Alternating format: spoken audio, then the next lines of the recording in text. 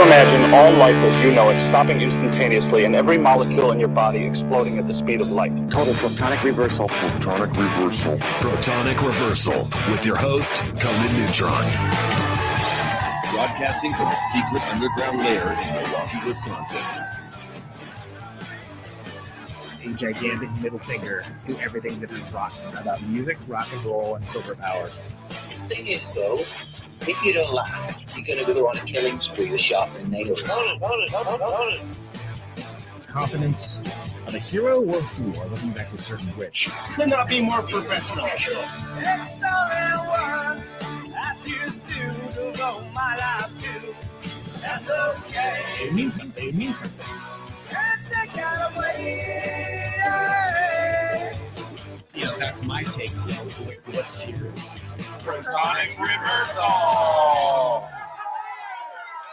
That's like a science thing, right? Indeed it is. It is a science thing. It's a science place. It's a scientific fact that we are all up in your face. It is time once again for the one, the only Protonic reversal. Welcome to it. Special Quarantimes edition episode slash tour support version of Protonic reversal tonight. I've got Angela and Dylan from Gojira Horse coming back, and that's gonna be great. It's been a long time since we had them on, and when they were on last time, it was a different lineup, and there's a lot of activity that's happened. I'm looking forward to getting into it. I think they're a very interesting band, and good folks. It should be a good talk. So let me get through this spiel here. First of all, welcome to Conan Neutron's Protonic reversal. I'm your host, Conan Neutron. I am a rock and roll lifer who has toured and recorded for over 22 years, most known for the band Conan Neutron and the Secret Friends. Music is a huge part of my life, and I use the format of this long-running podcast to talk about music with musicians whose work I enjoy and respect.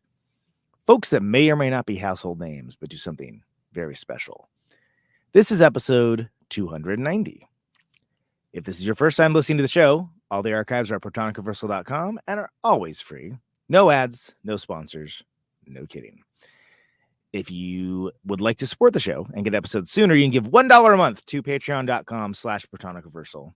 And if you like the show, or even as a single episode, please feel free to share it along, like, subscribe, or post a review. All of that helps people find the show, and it's just a darn nice thing to do. All right, so with that, let's go ahead and bring in one of our guests here, the mighty Angela.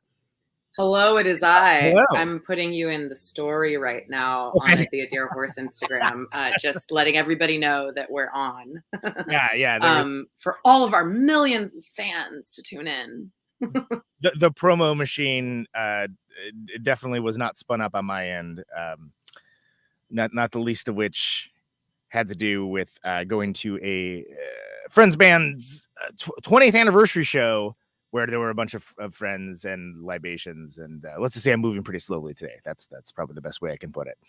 But pleased to have you on and talk about your new record and talk about everything going on with Gojira Horse, and maybe even have Dylan on too. It's gonna be fantastic. I'm looking forward to this.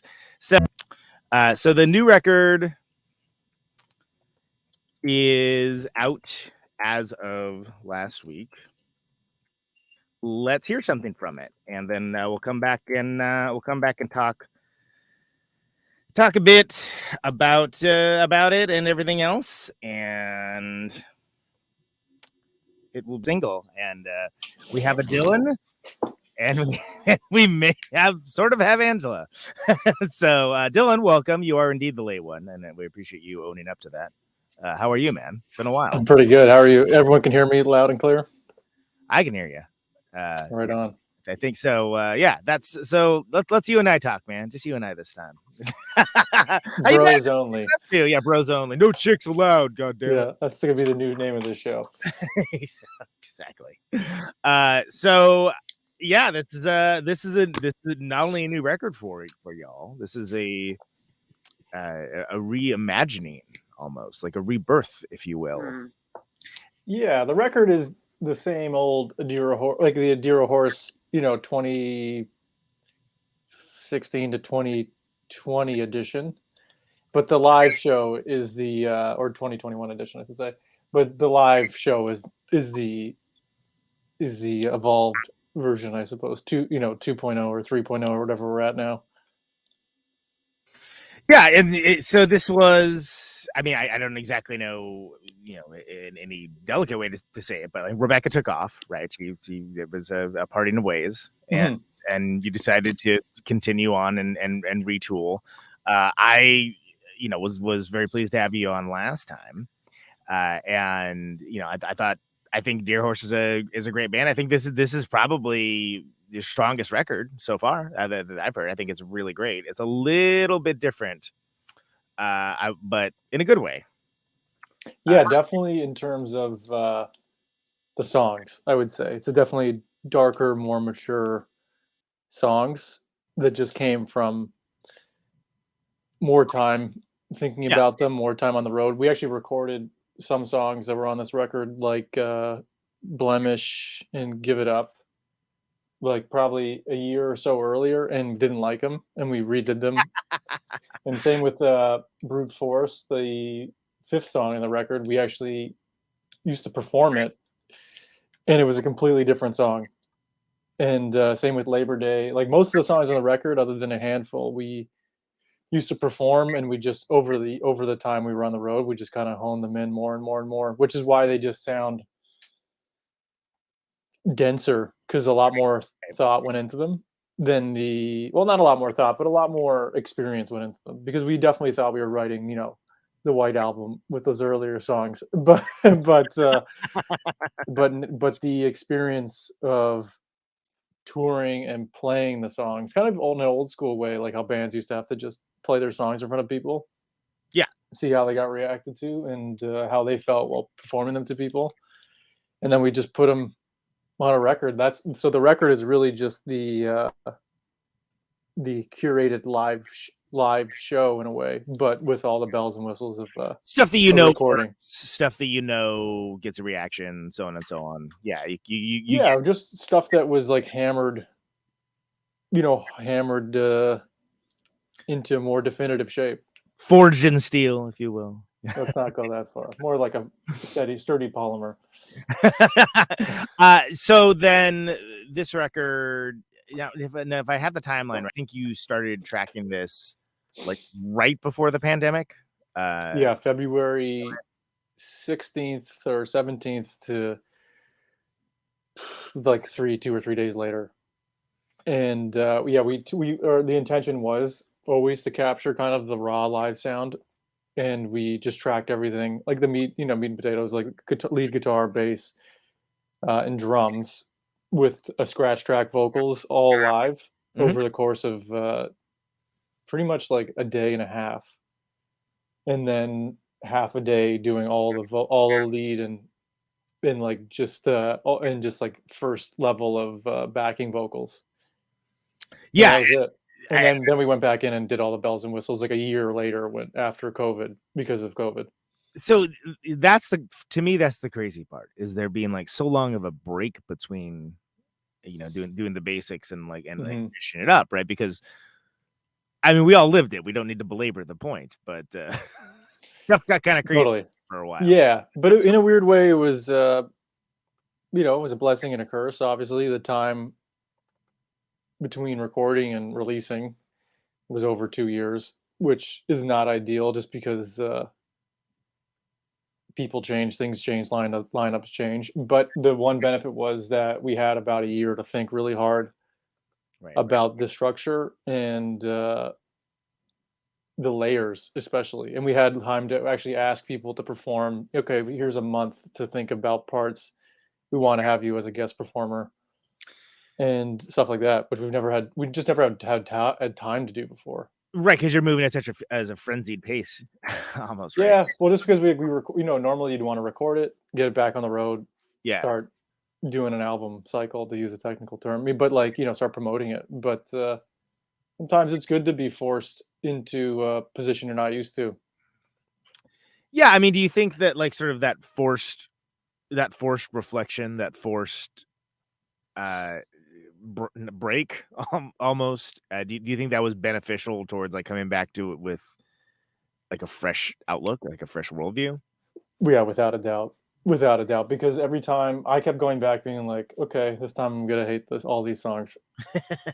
But I kept going back and being pretty happy about them. And actually, it helps you have a better 10,000 foot perspective on your art form and being a bit more critical of what's good, bad, and lessons for next time, or what you could add that you can still salvage, or like where this, one of our friends or could fill in, or where we could have percussion or synth and stuff like that, because we just had the time. And so we did a post-production was really long, because we did post-production where it was just like us fucking around in the studio, like at our own little home recording sessions, like getting weird ambient sounds, layering percussion, a lot of which actually ended up on the record, just because once we did get into the studio, the stuff I recorded on my Tascam, which is right here, and which records all of our live shows, and a lot of it ended up on the album, because it was so buried already that the quality wasn't really an issue. And then I would mix it at home on GarageBand, and then ultimately would just export it. And a lot of the stuff that's really buried, like on songs like Blemish and Keys, and some of One Way Out, is stuff that was just mixed by me and then sent and then mixed by a professional. Yeah, wow, it's kind of like a blended, a blend of taking the advantages of home recording, but also like taking advantage of like a nice studio. So, I mean, Sylvia did this, right? You tracked in Ashland, is that correct? Yeah. So just those 3 days we did with her were just the kind of like the base, the foundational tracking, like all the drums, lead guitar, like lead bass. I guess there's never a secondary bass, but and lead vocals, and then everything else was done in New York with the Gojira engineers, mainly Jamie Uertz, right, and in their studio. What do you think, Angela? Is there such a thing as lead bass?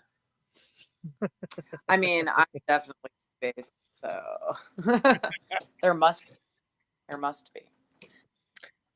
Okay. That reminds me, like, okay, you're cutting out a little bit, but we can hear you now, so that's good. So that's a step in the right direction. Okay, good. You're heading the right way. Can you guys hear me? Okay. Yeah, you sound great. Okay. Awesome. I'm glad. Anyway, yeah, sorry, technical difficulties on my end. It happens. It happens. And so okay. So what I was saying when you dropped earlier was we were talking about how you pretty much you just had I think that was a record release show that you just did, right? For the local for New York. Mm-hmm.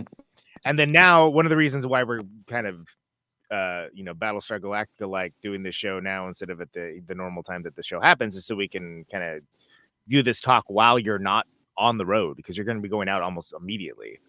And this is like, I guess I could call it a tour support edition. I don't know what to say, but like which matters pretty much only to me. Some people are like, this show's live, and it's like, yeah, only for 8 years, but whatever, like it's a minor miracle if anybody pays any attention to anything at all, right? So you're going out for a pretty consistent, pretty considerable amount of time in the era of COVID, which we are still in, despite all. Classic Adira horse timing. It's right when there's a peak in the virus.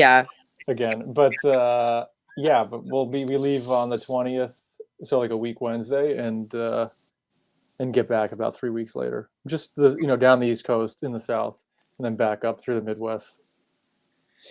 Was there any concerns with booking it? This, you never know what restrictions are going to be like. You don't know, even what venues are going to be. I mean, we definitely talked about it, Dylan and I. We basically were just like, we have no idea what's going to happen. And at this point, we're just really sick of waiting to put the album out. And, once the vaccine started coming out and everything, and we started to feel better about it, definitely Dylan and I started to feel better about like the concept of just booking a tour. and everything. And also it lit a fire under us, and helped, promote the addition of the new members and everything. So it was like, yeah, it was good for us to just go ahead and do it. So yeah. Can you speak a little bit to that? Because again, like when I think of a deer horse, I think of the trio that was on last time, but this then it was like, oh, they're doing it as a duo, and then I saw video footage where there's other people involved. I'm like, I guess I'll find out when I talk to them or see them, one or the other. What's the scene with the lineup? And I know it's hilarious for me to ask that, but yeah. Yeah, I mean, because the album, it sounds like Dylan was describing the amount of layering that's on the album. So with the amount of layering that we have on the album, Dylan and I had a vision, even before we knew Rebecca was going to leave the band, we all had talked about maybe having a fourth live member, augmenting the parts that just physically can't be placed, and aren't enough hands and feet to exactly. So we'd already kind of talked about doing that, with Rebecca moving on, it kind of actually opened us up even more to experiment with what that might mean, it was pretty exciting. It was also really frustrating for a while because obviously it's very difficult to try and find new band members during the height of a pandemic. Nobody wants to be in a tiny room with a bunch of strangers. and then and maybe it's not going to work out too. Oh, good. There's that to worry about also, maybe it's like, hey, great person, but not a fit for the band or whatever, it's just. Yeah. There's always a typical strains like that. Like someone who's a great fit, but the schedule doesn't quite work, or their solo project or other band is simultaneously doing something that they can't step away from. But we got lucky, and we have 2 great new touring members, and hopefully 2 great new members, come for the long term. Yeah.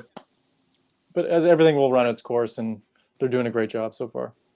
Yeah, we can't be let's shout them out. Marissa Mazzata. We can say their names. It's not. It's not a secret anymore.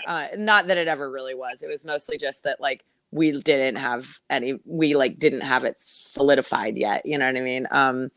For this tour, you all will be seeing Marissa Mazzata on lead guitar. She's fucking killer. And you will be seeing Izzy Kunkel on synth, backing guitar, backing vocals, and most importantly, shaker. Yeah, very important to get that shaker in there. Yeah, super absolutely. important. So well, that's great because when you make a record that has these embellishments to sort of serve the song, to not be able to just physically be able to pull them off is sort of always it'd be great if we could. You hear it one way in your head, or even in a recording, and you can't. There's just no way to do it when you don't have enough people to do it. So, that's fascinating. I'm stoked to see it.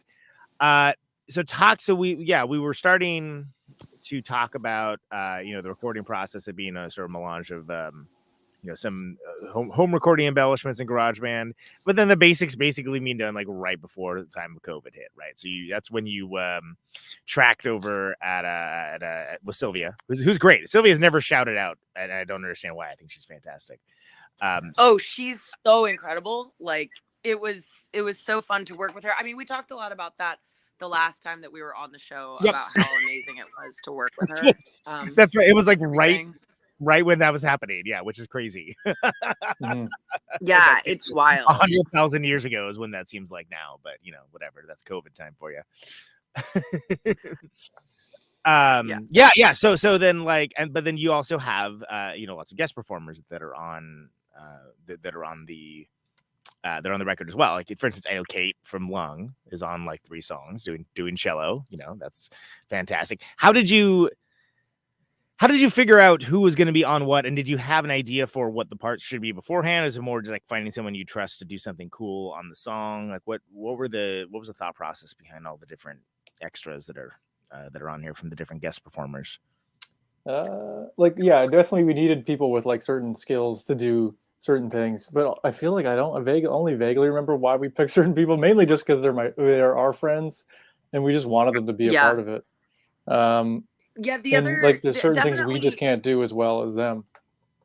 Right. Sure. Yeah. I mean, makes get somebody that does something well that you want to have do the thing, right? Why wouldn't you? Yeah, for sure. And for that we got synth done by my friend. Well, Angela and I arranged some like really simple backing synth, and then my friend Kaz Sylvan, him and I used to play for Brody Dahl back in the day, and then he's also played with Dearly Beloved and a couple other people, including one big band that I can't mention, but but he did some backing synth, and he is like a massive. He just has his dad play synth as well, and he has just a massive catalog of synth sounds and also just vintage synths that he added, and he can come up with just like some kooky stuff. So we had him do that. Some of it we used, some of it we didn't use, but like it's definitely most featured on Give It Up or Brute Force. It's Brute Force. He did like a really cool like Nine Inch Nails-y kind of thing in the background in the middle of the song. Yeah. And I was gonna mention that, but I didn't want it. Sometimes people take that the wrong way. It's like, no, I mean that's a compliment. No, I love that. Yeah, that's what that was a hook. It was like its own little like subtle hook. I just which I think adds a lot of depth to records when you want to listen back. You're like, oh, I didn't notice it the first time, but there it is on the second time. And then on One Way Out, he did like some, I think, like recorder, like synth recorder stuff, which was really cool. And then we got Alex Malini, who's one of Angela's good friends from Pile, to do piano, kind of just like Queens of the Stone Age style, like steady 16th note piano. Yeah, a lot of like, easy job for that guy. I always describe that to Stooges. Oh yeah, them too. Oh yeah. But yeah, same deal. And that stuff is that's super. I think did we talk about that? We might have talked about that last time actually. Now that I think about it, I don't know. I don't remember what happened even like an hour ago, let alone what happened like a year ago. So yeah. But yeah, Alex Malini did that, and he has a lot more piano in like the final song in One Way Out. And then one of my friends from college, who's like a huge metal guitar fan, he's like a big like shredder kind of guy. He lives in Japan, but he recorded his stuff in Japan at home and then just sent it.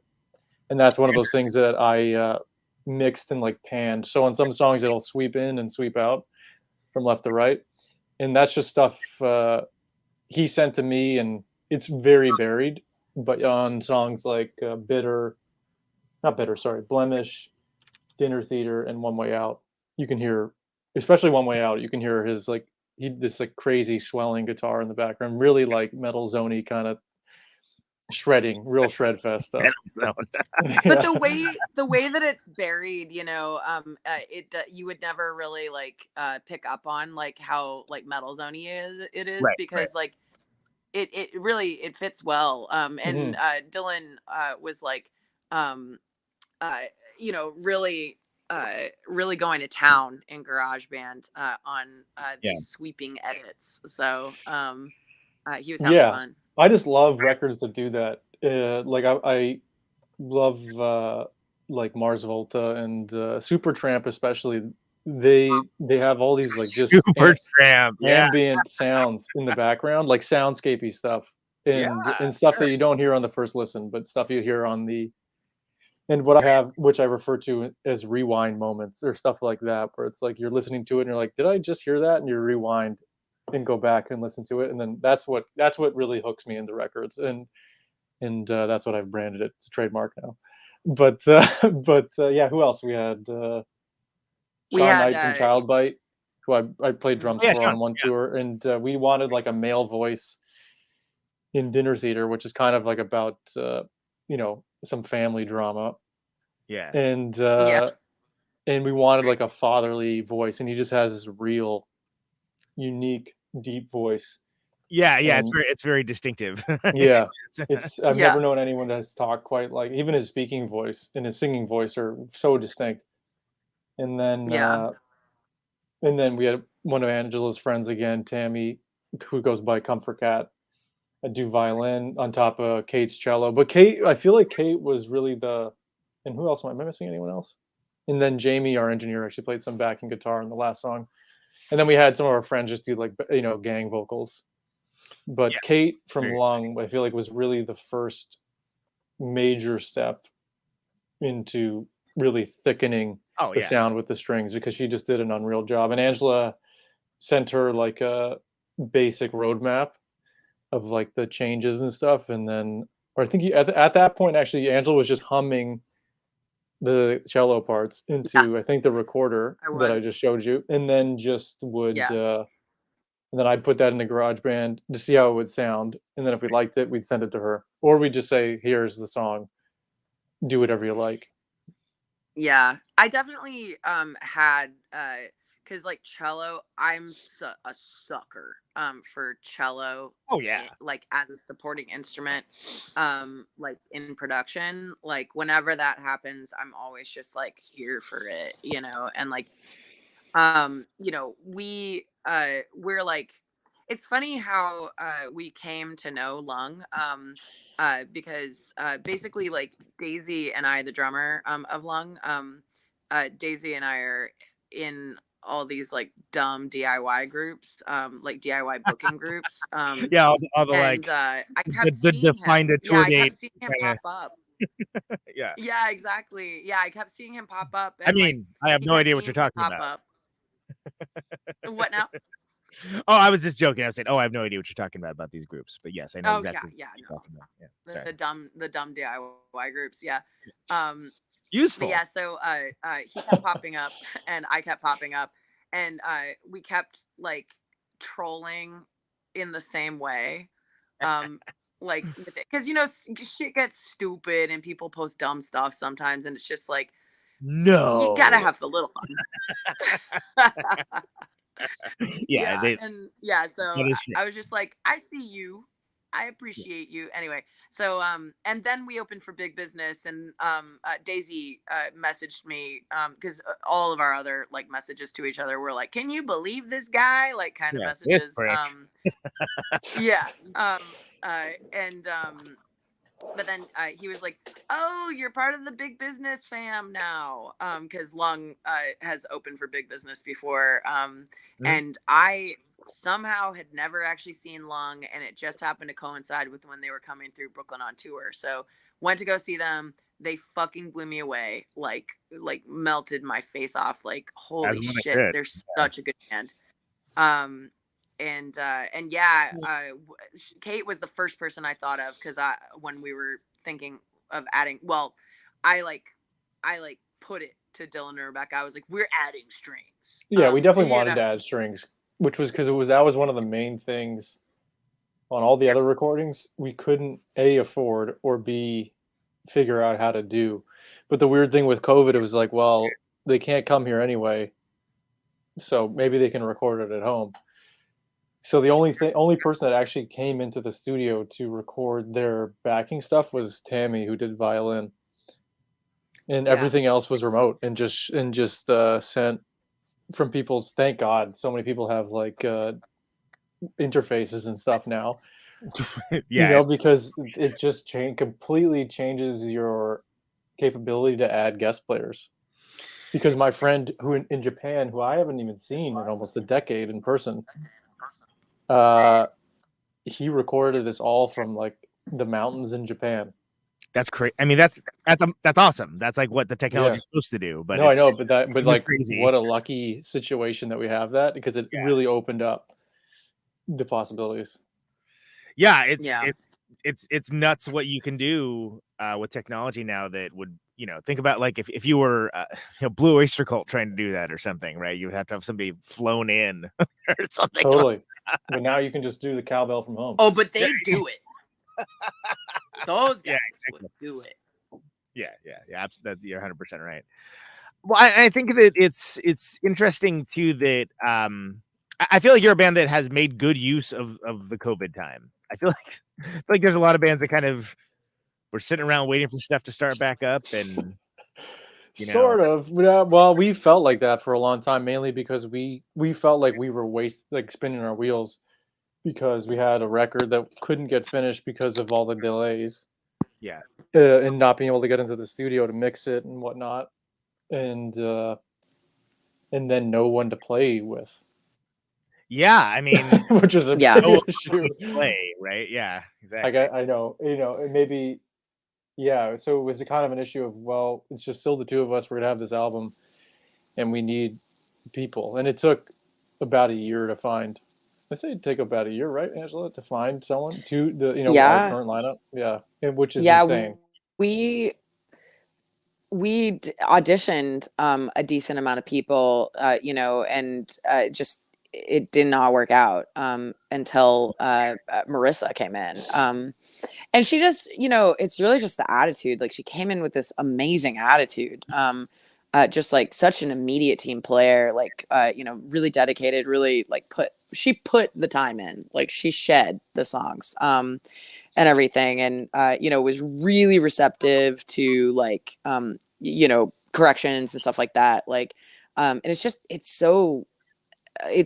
like a breath of fresh air to work like in that way, because like I don't know if you are familiar with this, but musicians have egos.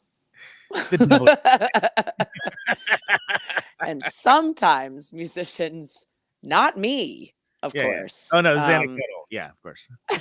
This is just not me or anything, but sometimes musicians don't take kindly to being corrected. Yeah, exactly. Yeah, it's especially tough because you're asking someone to come in and to give a shit as much of a shit about something that you've spent years, literally years working on, and the like from day one to be like respectful of that and want to put in a work ethic. But for the right person,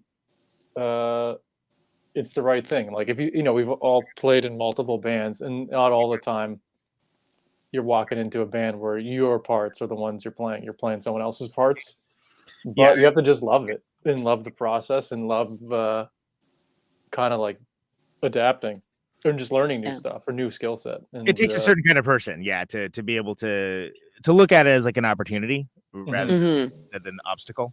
Or just a way to grow your playing at the very least, like learning how to play someone else's parts. Yeah. Well, and but then also, you're asking someone to join something that is like already an active concern, right? That's already out there, and not to put Define a Point on it, but you have done some serious road dog time already with a deer and a horse, right? So, which has led to all these relationships and friendly relationships with other bands, and you get to know people on tour and stuff like that. So someone's walking into a whole world that they maybe don't have the context for, and that can be thrilling for some folks and daunting for others because of the history. Yeah, no, it's true. It's definitely true. Yeah, I mean, like definitely Dylan and I were making an effort to try and make the environment as like welcoming as possible, like failed on day one. Yeah, and Dylan, he was like, get out. I need to shine my shoes right now. Yeah. I'm gonna need you to spit shine, blah, blah, blah, blah, The hazing rituals were quite intense. Generally just related to shoe wear. Yeah. Strangely all related to shoes, yes. And bad top 40s radio. We are connoisseurs of that, so we definitely talked about that last time. That I remember. He wakes up at night in a cold sweat thinking about it. Yeah. He's like, God, they have terrible taste. It's like, no wonder I don't like this album. I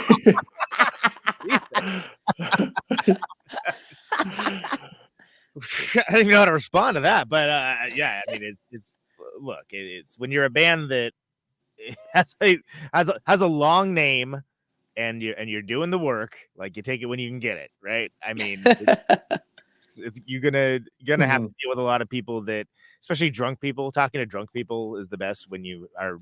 What's your band's name? Oh God, we just stick a sticker directly on their face now. Yeah, oh yeah, 100%. There you go. So that's a question I have for you. Was there ever any idea of just not being a deer horse anymore and doing it as something else, or was the idea that you've built up this catalog and all this effort behind it being a deer horse? Yeah, I definitely, Dylan and I, like, obviously these were more bleak times when we were having this conversation. When things seemed further away from, like, the release seemed further away from actualizing, and everything. We were like, even if it's only this release, like, we have to do this. You know what I mean?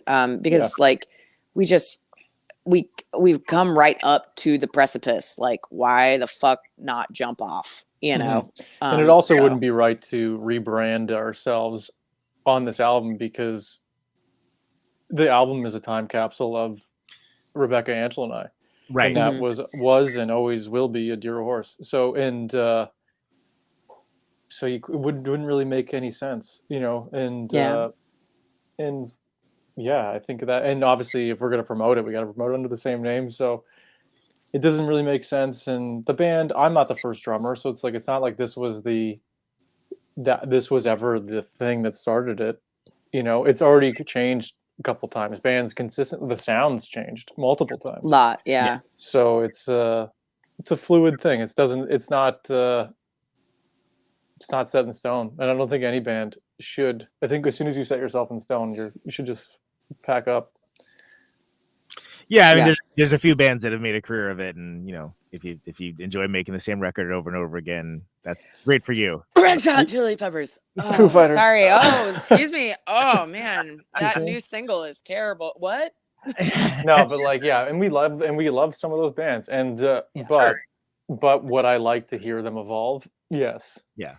But just like people keep making Marvel movies, people are going to keep doing things that sell. And it's the thing that the masses, mouths agape, catching flies, will continue to do it because it's a sure thing. But for the rest of us who don't have millions rolling in through the door and a lot less. I mean, I do. I don't know about y'all. Well, shit, Conan, can you like just give us a bunch of money? Yeah, this podcast, man.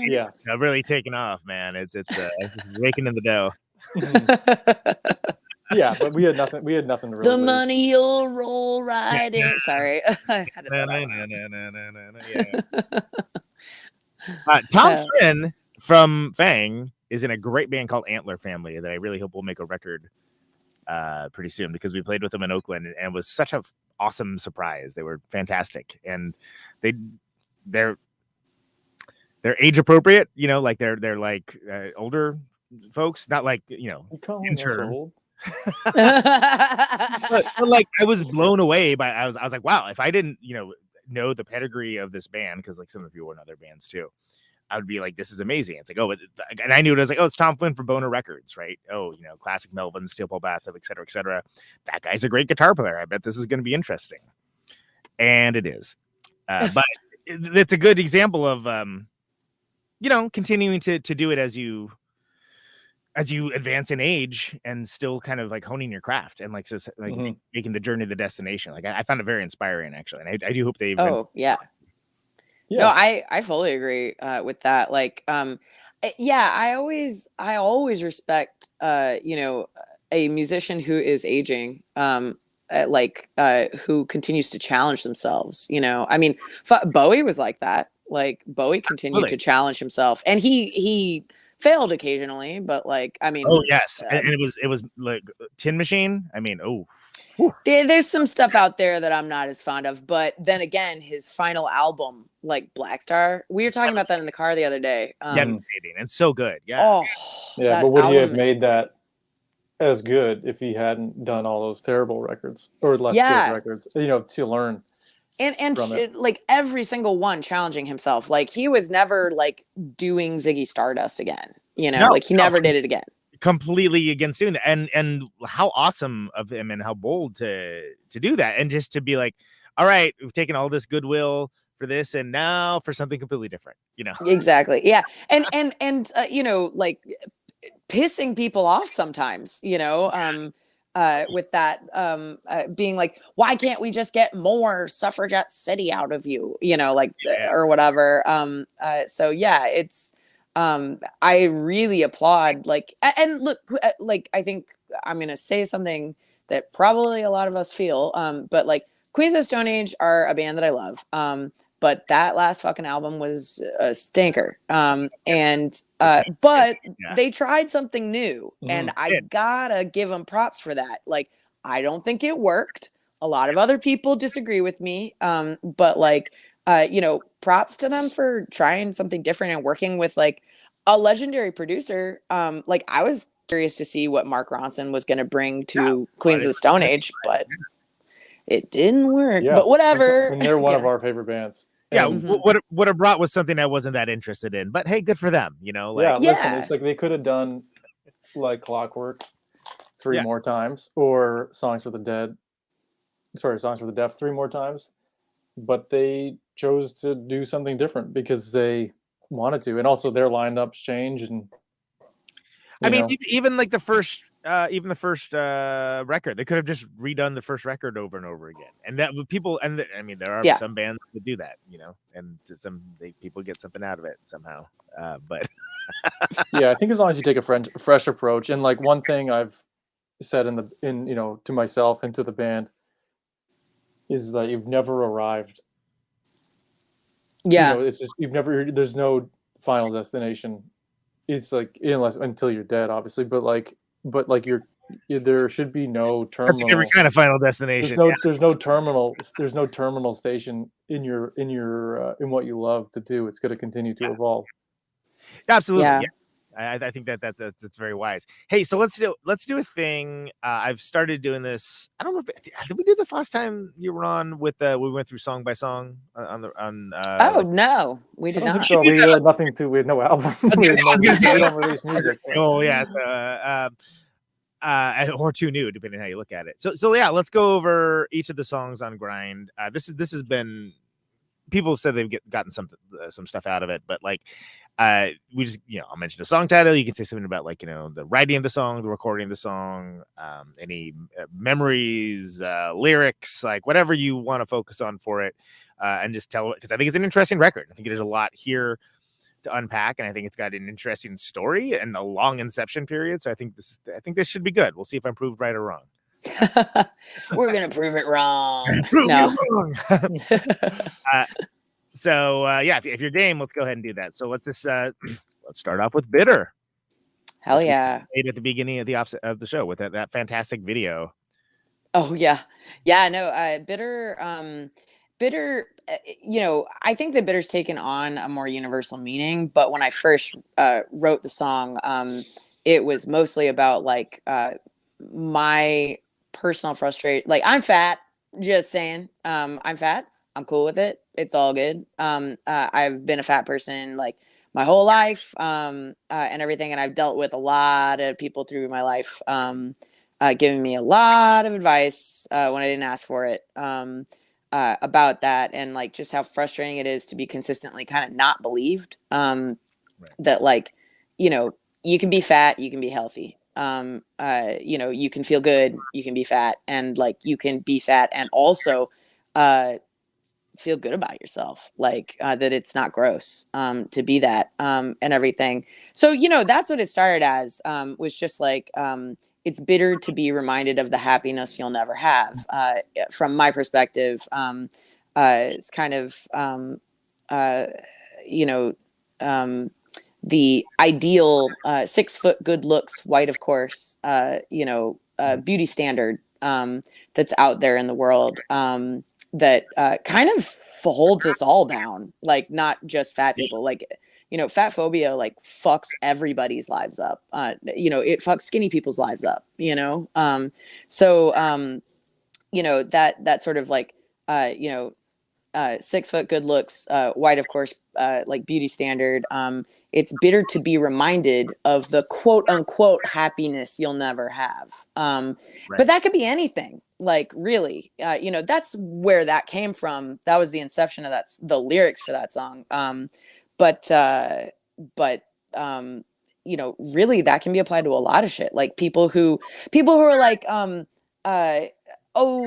millennials are so fucking lazy, and everything, or like millennials out here with their avocado toast and shit. Like, why don't you buy a house? Like, you guys are so lazy. Get a job. Yeah. Meanwhile, like if let's say it's member of an older generation saying something like that, they're discounting like a lot of the opportunities that they had, like that were out of their control, and all of the kind of opportunities that I'm a millennial, the opportunities that my generation didn't have, you know, in some respects, you know, that are out of our control. It's bitter to be reminded of the happiness you'll never have. Like fucking people who don't know what it's like to like live your life, walk in your shoes, giving you advice about something they know nothing about.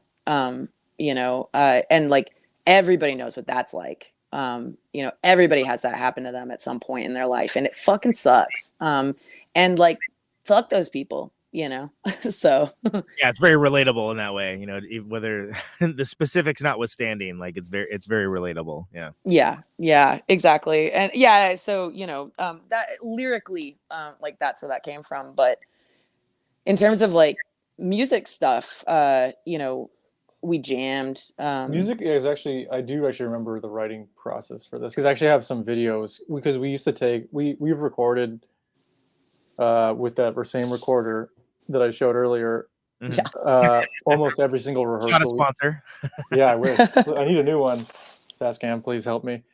Tascam. But yeah, but there's a video of me and Rebecca jamming on the intro of what would become the intro of the song. And then, but mainly it was like we were listening to the Prodigy, I remember. Oh, interesting, because it does have that do do do. You got that kind of like repetitive. Yeah, because I think we were listening to like Firestarter or whatever, or Breathe or that's something right. by them. And because I remember then the guys who we know across the hall in our rehearsal space building were like, "You guys sound like the Prodigy," and we're like, "That's so weird you say that." Because we were just listening to them. Because I had been watching the music video. I don't know, because I'm like, I don't really watch TV, but I watch a lot of YouTube stuff, and I came across their music video again because I really liked them when I was younger, and my mom used to listen to them, I think. And that music video for Firestarter. Wait, crazy. Wait, your mom used to listen to Firestarter? Yeah, my mom likes some Dawn is edgier cool. music. Yeah, and like she listens to like Rage Against the Machine and stuff, and like like older Tool and stuff. And but the music video was pretty iconic back in the day. Oh yeah, I remember. Yeah, they're in the, and I think we were looking. I think it was actually around the same time. It might have been around the same time we did the Cold Shoulder music video, which is kind of black and white and kind of dark, like the Firestar video. Might have been around. That could just be a coincidence. But yeah, but I don't really know. But it was a mix of that and like System of a Down and just kind of wanting to have like a real. Kennedys. I'm gonna out myself in a big fucking way. I'm a huge Jello Biafra fan. Huge. And now nobody's ever gonna be able to unhear it. Like it's bitter to be reminded. Oh yeah, I didn't even think about that. Yeah. Holy Jello. Yeah, I don't mind outing myself on that one, but yeah, I'm basically doing a Jello Biafra impression. Well, but it sounds like you. I mean, it doesn't sound like him. You know, Thank you. Yeah. So no. Yeah, there's some cases, I'm not gonna name any names, but there's some bands where it's like, wow, you would actually have to try to be less original with that music. Like it just sounds exactly like another band. Like, how did you do that? How did you not make any part of it different? It just sounds literally like another band. It's like not even a cover, but somehow it would be. But yeah, I'm thinking it's a cover. I'm like, oh, that's not a cover. Oh no, they just shamelessly ripped off a band that they felt that they could just steal that from. Anyway, that's a completely separate scenario. But it you know, it doesn't sound like, it sounds very original to me. I mean, to me, it sounds like you guys. Honestly, it's got kind of like L7 vibes too. I love L7. Yeah, I mean, they're. I mean, it was when Jennifer Finch came on the show. I was like beyond stoked. And, we accidentally opened a secret show of theirs. Really? What was that? We were playing this venue, Berlin, in Manhattan. And sorry, the name of the venue is Berlin, but it is in Manhattan. Anyway, so we were playing there, and there was a secret show happening directly after ours, and the secret show ended up being L7. And so like anybody who was there to see us, like obviously stayed for L7. Yeah. Like, fuck, you know? And I was just so starstruck, like so starstruck. I had no idea. I was blindsided by it. They're so cool. So was that when they did Scatter the Rats? Which was like the last one they did. It was like a I don't know. 2018. it may have been. It was I can't before, I remember. think it was like it was like 2017 because I think that's that Ranger. You came in your Ranger uniform. Did I? I don't know. And I think because my sister and I were just talking about that today, actually. Oh, She was at that show too. Oh no, maybe she wasn't at that. I don't know. We played there a couple times, and now I'm getting them all confused. Might not have been the same night. Yeah, Scatter the Rats is the one they put out I guess it's 2019. So it would have been like it wouldn't have been that one. Yeah, then. I think it was before then. Yeah, for sure. It's good. That's I feel like for a band with that profile, it maybe should have gotten more attention. But I mean, you all know how that goes. Yeah. Yeah, I feel like L7 never got their just desserts in the way that they should have. I mean, like, no hate to Hole. I fucking love Hole. I don't give a shit what anybody says about Courtney Love. In fact, if somebody says some shit about Courtney Love, I get a little suspicious of them. Like, I don't want to hang out with her. I don't think she seems like a nice person, but her music is amazing. Like, Hole is so good. Yeah. But like, Hole got all this attention. Why didn't L7 get the same amount of attention? I'll tell you why. Sexism. Anyway, no, for sexism. Anyway, I'd be inclined to agree with you on that. It's I would love to. I would love to talk to Danita about that sometime because Jen Finch is she's going to talk about whatever Jen Finch wants to talk about. And at the time, she really talked a lot about her photography. I mean, it's an honor to talk to her. She also is really good at busting balls, I got to say. And I was like, God damn it. I believe that. I did not expect to have my balls busted by Jennifer Finch of L7 on this show, but here we are. Well, you deserved it, Conan. I mean, she meant, it was a playful way. It wasn't like a mean way or anything. But yeah, she's a freaking badass. So it's an honor. It's an honor. It's like being roasted by Donna Rickles or something, right? Hell yeah. All right, so that's the first song, Bitter. And anything else to add on for that song? That's all I can think of right now, honestly. It seems like it was 100 years ago. But yeah, like to me, the kind of those more, I really have always gravitated towards that kind of like bossa nova kind of salsa feel that's in the song as well, like the I know Rebecca lived in Cuba for a little bit too, so she probably has some of that ingrained in her somewhere. She definitely does. It just happened to lock in right at the same time. And then the opening fill is a direct ripoff of a Police song from Ghost in the Machine. From One World. One World, and near towards the end of the song, he does the fill. He goes boom, boom, boom, boom, boom. And that's because I'm a massive Stuart Copeland fan. I mean, Stuart Copeland, if you're gonna bite something from someone, you could do a hell of a lot worse. That guy's a badass. And no, I'm not ashamed. He's a fucking amazing drummer. So yeah, and I've definitely stolen a lot of ideas from him, as of like literally every drummer that ever came after him. Yeah, that's a pretty long list, my dude. Yeah. I love the Police, and that's I will fight anyone that tries to say that they suck, because even their I'm suspicious of somebody who says the Police suck. I'm like, what? Yeah, they got so many hits. It's like saying Phil Collins sucks. It's like the man's got a song for everybody. Well, exactly. And actually, if you want a really kind of fun sitting around at home on the internet game, watch all of the Police videos in reverse order, because you can slowly watch them get to like each other. In the interview, like in the interviews or in the music videos? No, the music videos, like, because there's videos for like every one of their hits, and like by the last one, they're like barely tolerating being in the same room. Oh yeah, for sure. And then it starts off with like, I think Next to You is the first one, and they're like hanging out on the subway together and having a good time. So you get to gradually see them like each other if you go in reverse order. That's my guess. The happy ending. Hilarious. I love that. Create your own reality. That maybe doesn't quite match the reality that we live in, but yeah. Cool. So that's Panic is up next. Yep. Yeah. Panic lyrically was written by Rebecca, and Oh man, I should remember what the meaning of exactly. Angela, do you remember the exact meaning of it is? It's definitely about like the stressors of just kind of conformity and just trying to kind of play the rat race a little bit. Yeah, there's definitely that aspect of it. But it also has to do with uh like um the line pleasure and the thought of pleasure are the same. Is like kind of like overdoing it, like overloading yourself with pleasure because it makes you feel good. But at the same time, it's also like, what are you masking? You know, like that's Mhm. sort of a paraphrase of what Rebecca Yeah, said about it. she'd be But the like, best I person mean, to ask about the lyrics for sure, and we should probably do a better job with remembering what she's told us.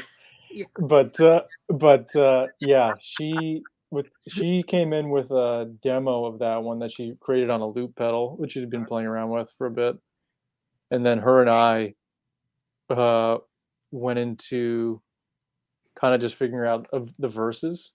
Mhm. I think maybe Angela was out of town or something, and then when yeah, Angela came in, like a couple days later, we had been or I had been watching, and Angela already, I guess, knew the song, but I had been watching in one of my YouTube binges, the Melvins live performing "History of Bad Men," Mhm. and I really loved the chorus kind of layering of vocals. And then Yeah. I think I showed it to Angela, and Angela had already known it, and we kind of became obsessed with that song. And then so yeah. the Panic vocals The I have that, don't lie, yeah, don't round style worry. vocals that they kind of do, obviously only with two people opposed to four in that scenario. And then, the drums are I think simultaneously was listening to a lot of Fleetwood Mac, and so the drum pattern is Oh, influenced by, interesting. "You Okay. Make Loving Fun," the chorus of "You Make Loving Fun." Yeah, yeah, no, Dun, no. dun, dun, dun, dun, dun. I can totally hear it now that you say that, but like I wouldn't have thought of Yeah, that. but because growing up with my drum teacher, we did a lot of left hand lead stuff, and so Uh-huh. I'm playing with the left hand, playing the hi-hat and the snare drum, and then the right hand doing all the tom stuff. So, thank you, Steve Byfield, for teaching me that because because I did it on that song. And Shout but out. the chorus stuff was really lyrically driven and then orchestrated by Angela and Rebecca with the influence from that song that we mentioned, the Yeah, Melvin song. Yep. yeah. And just to elaborate on what Rebecca said, because I want to do it justice and say Sure. like what she meant, and not just paraphrase. Basically, just going back to that thing about the refrain of pleasure and the fear of pleasure are the same. It's like, uh, I'm literally reading this because I don't want to fuck it up. Um, Panic examines the relationship between how we feel and how we react to those feelings. There's pain, but there's the fear of pain. Fear often wins out as the most potent feeling, and fear of failure in particular prevents us from trying, experimenting, and growing. The refrain, pleasure and the thought of pleasure are the same, offers an alternative experience. I think that that's a pretty good assessment of it. And like, like I know like at the time, uh, you know, I know for a fact that at the time, like we were all, struggling with like the idea of like, you know, working these shitty ass jobs and like grinding away at the band and stuff like that. And just sort of like, um, you know, dealing with feelings of fear of failure and like kind of the um kind of grosser aspects of the music industry, like like the fakeness and stuff like that. It's there's some amazing lines in Panic, like I want to fail but I'm not a failure. I've Yeah. got faith, but I want faith but I don't have faith. Everyone can spot a believer but everyone delivers a fake. That's the best line. Hmm. um yeah, so I know that was something that was on everybody's mind at the time, as well, like just to add like a layer, like sort of Yeah. insight. Okay. Well, after I think when we wrote that, it was like early 2019, late 2018. We had been to South by Southwest a couple times, which started off as a great experience, and The then conveyor belt of entertainment, yes. yeah, but like South by Southwest, our experiences with South by Southwest, it was like as we went year after year, we went and we were heavier and heavier and heavier, and then we became the opposite level. We became less and less and less and less relevant because we got heavier and heavier and heavier. Yeah. And it was just like we'd go in every year, and there'd be the same fucking bands under a different name, selling the same bullshit sound that everyone's getting fucking spoon fed like it's Lucky fucking Charms. It's like, just because the industry told you, and you see this a lot with bands out of the UK, just because someone told you to like this doesn't mean you gotta like it. But everyone's like, I want to be liked, so let me be exactly like this fucking band. Yeah. And so you get this South by Southwest sound. Sorry, my hands don't fit in. But like South by Southwest sound that everyone knows and has heard a million times, but that band will be irrelevant in 3 years, 99% of the time. Yeah. Because it's not original. Yeah. But Trends. people will eat it up like it's fucking free lunch because they're told to. Mm-hmm. That's real, unfortunately. I mean, and so when we're trying to do something unique, we're like, why does no one like us? And to this day, like, listen, we weren't nearly as good at the time, and we've learned a lot from our repeated failures over and over and over again. But one of the things we really struggled with a lot as we went to South by and got kind of more and more sick of the scene there was just the fakeness of a lot of shit we saw. Yeah. Between like, this is what the industry wants you to be and see and hear. And if you don't fit, 100%, it goes back to the Marvel movie shit. Yeah. It's scary to take a risk because there's a big machine working against you. And listen, you're not going to win against that big machine, but doesn't mean you have to conform to what you're told you need to be at this moment to be cool, because you might be cool for that moment, but as soon as that moment fades, you're fucking irrelevant. Yeah, as soon as the wind changes, it's good. Yeah, but what is good is always going to be good. So like when we were like, I definitely remember at this time the song was written that we were like struggling with like how to be likable, or like how to put ourselves on social media that people would actually like. And we tried a lot of stuff and failed, and ultimately we all just were like, we just need to be ourselves, because that's actually that's the most unique brand we have. Yeah. Because everyone else who is looking and sounding the same, yeah, they're going to be cool for the next 6 months to a year or 2 years, whatever. But as soon as that goes out of style, they go into the dustbin of history. And the people who are actually creating and chopping their way through the jungle to create a new sound or whatever are actually going to be the ones that have hardened and made a solidified or forged a more, the depth of sound or a depth of an existence at the very least. Well, and it's okay to baffle people. That's okay. Like if you're doing people that, don't always know what they like. Exactly. But with the things people can also detect inauthenticity. Like people which is crazy because it's like some weird like gut feeling, some like reptilian brain thing. But like people can generally sniff that out, and even it can get you by for a while, but what's the reward? Okay, cool. You tricked people into liking you. Congratulations. Yeah, I think there's a certain aspect of that, absolutely. But what is truly the most potent poison is when has the right amount of.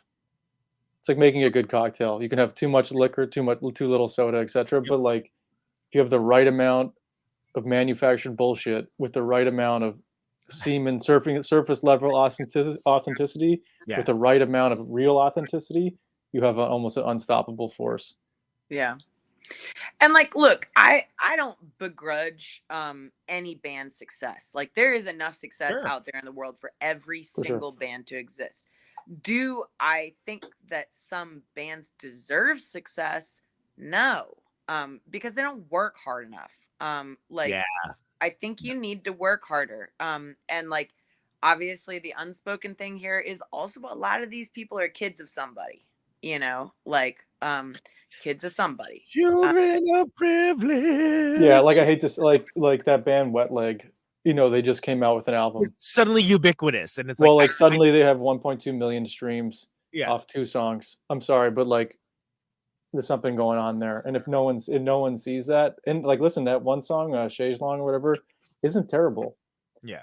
It's actually it's catchy. I completely understand why people like it. Is it original? Absolutely not. Right. And have we heard that band every year, year after year? And will there be 5,000 people watching them at some festival this summer? Absolutely. Will they be around in 5 years?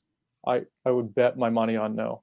Yeah, well, I mean, that's the cycle, right? They don't need to be. Nothing has to be built to last anymore. Being ephemeral is an end goal. Like I'm punching way up here. Like they're doing extremely well. So it's like, who the fuck am I at the end of the day? But coming next week, Wet Leg.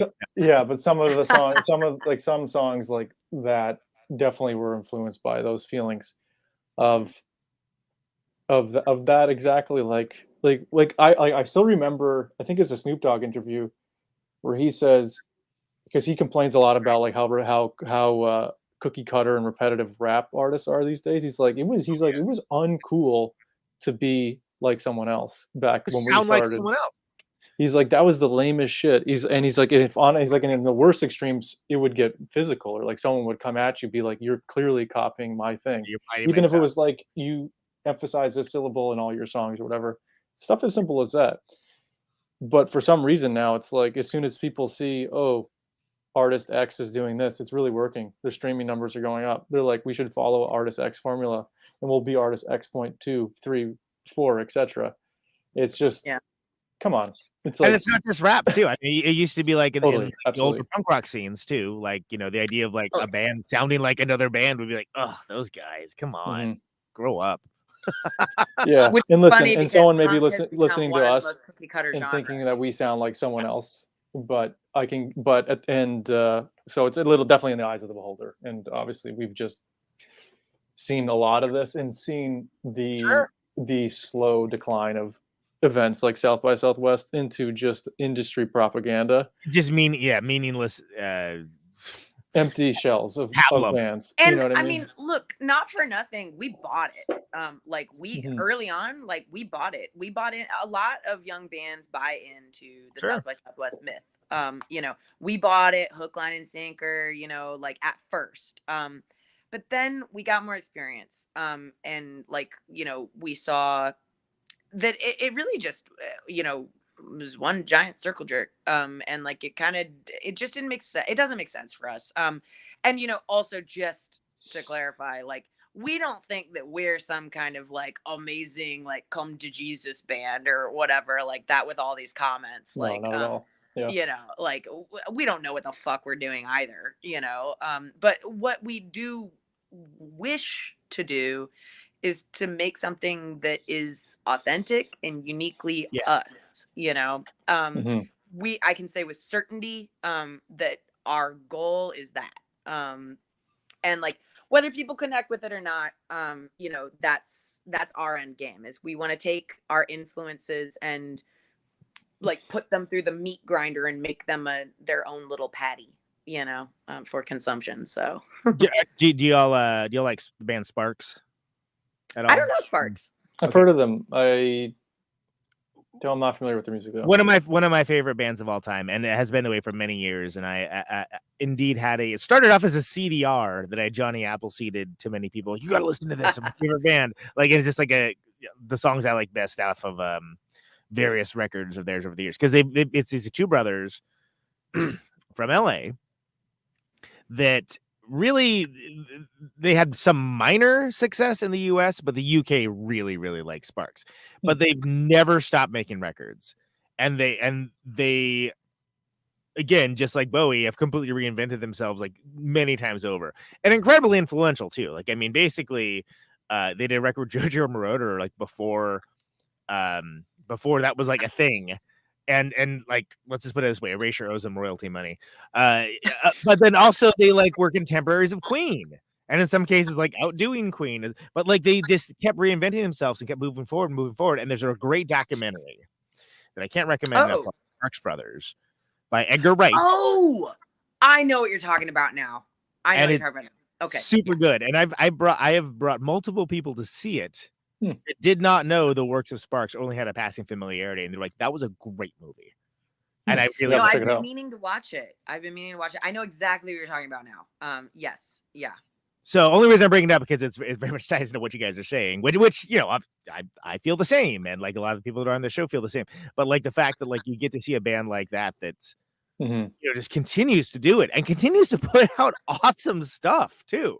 And for sure. Yeah, it's for the people that it's for, but like to like look at it all as like one sweeping body of work like that. I would way rather be a Sparks than a, sorry to be a dick, Wet Leg. Frankly. Yeah, and like, listen, it's like this is something we see across all. Success, you know. Yeah, but also it's something we see across all, as social media is like influenced the way people consume things so much.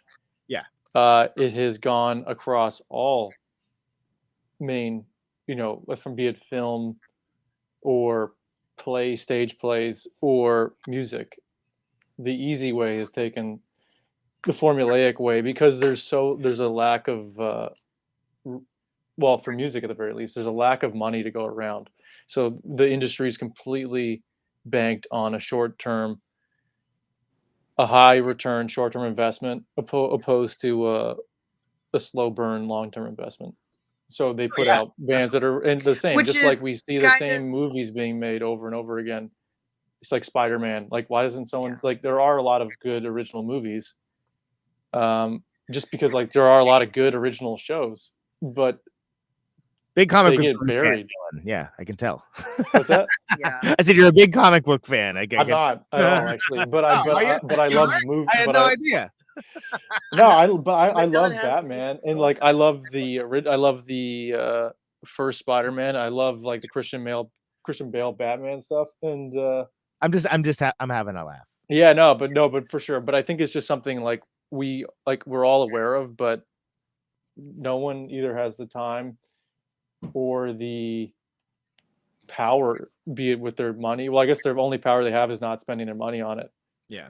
Mm-hmm. You know, there are, just to be devil's advocate, they're letting Sam Raimi make another one of these movies, right? He's making this Doctor Strange movie, so it's like the Evil Dead 2 guy, you know, Army of Darkness. Like, I'm excited to see that. But that said, like that to me, that's not, you know, that's not like Come On, right? Which was my favorite movie of last year. Didn't even get nominated for a single thing in the Oscars, but like it's fucking incredible. It's amazing, and I liked Coda, even though it kind of seemed like a Disney Channel movie to me. But like, you know, like like it was good, but I was like, is that Best Picture? Yeah, it's just whatever everyone can agree on. Actually, I'm behind on my Oscar movie. Yeah, I didn't see it either. Look, it's fine. It's fine. Of the ones that were in serious contention, the only ones that I really thought were the from my standpoint was Dune and Power of the Dog. Those are the Dune was awesome. Yeah, Power of the Dog was pretty good too. But like honestly, Come On, not even in contention. Green Knight wasn't even in contention. It was just sort of like Green Knight was fucking terrible though. Well, but it should have been for visual effects. You don't think it should have been awarded for like it should have been nominated for visual effects, cinematography, and costume design? Sure, yeah, definitely. But that movie was a bunch of bullshit. What a waste of money. I saw that movie. Sorry, I heard very mixed reviews about that one. I never saw it, but I liked it. I'm on a movie show. We can talk about that on that show. We're talking. Yeah. Sorry, we're getting off topic. We only got through the second song. On tangents here. We're a tangent kind of band. So yeah. And don't get me wrong, I love a good tangent. Oh, I was gonna say that movie, Everything Everywhere All at Once. I'm really excited to see that because I've heard nothing but amazing things about it, and it's not an intellectual property movie. It isn't like, you know, a franchise film or anything along those lines, and it's supposed to be incredible. Which is a Michelle you I think you say Crouching Tiger, Hidden Dragon. She's been in Star Trek. I mean, she's been in a million things. I just always go back to Crouching Tiger, Hidden Dragon. That's the first thing I saw her in. Great movie too. It's like I think of Broadcast News when I think of Holly Hunter. Why? She's done like a million things since then. But from Broadcast News. And we all think of Pirates of the Caribbean when we think of Johnny Depp, our favorite actor, right? Right, guys? Yeah. Angela, we're losing your signal. What?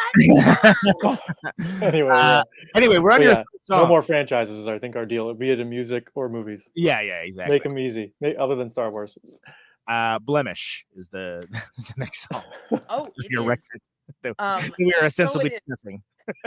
So yeah, Blemish, that's an older song, like a song that we wrote several years before it was. So that song's been around for a long time. I know why I wrote that song. I was in a band. I was a hired gun in this band. And this band was a little tough to work with. And you know, did a little tour with them and everything, recorded with them, and it was high stress, high stress. And I got off of that tour and was like, oh my God, like I actually am in a really good situation, like it with a dear horse. I think Dylan, you were in the band at that point. I think I just joined recently. Yeah. Yeah. Anyway, yeah. So, and I had a stress dream about that band like after the fact, like several months after the fact, like a really gnarly stress dream about it. And I like woke up from this really vivid stress dream and just wrote down what happened in the dream, essentially. And so and like really at the end of the day, like it kind of is coupled with sort of like some thoughts about like sort of not just them, but just sort of a general obsession with winning.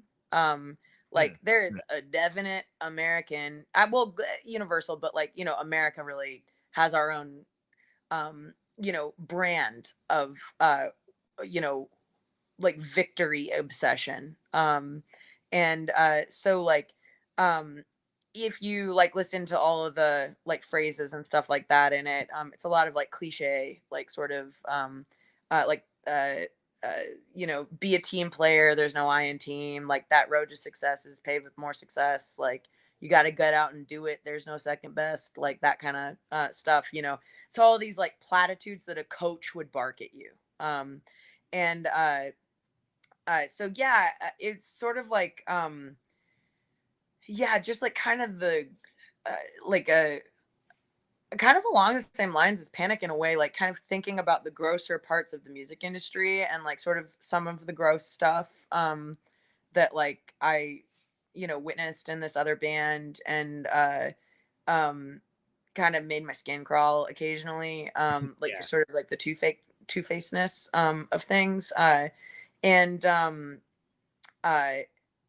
definitely their obsession with like winning and victory and moving up and climbing ladders and stuff, while, you know, simultaneously pretending hard that that was not their thing, you know. Oh, not even owning up to the sort of Yeah, behavior.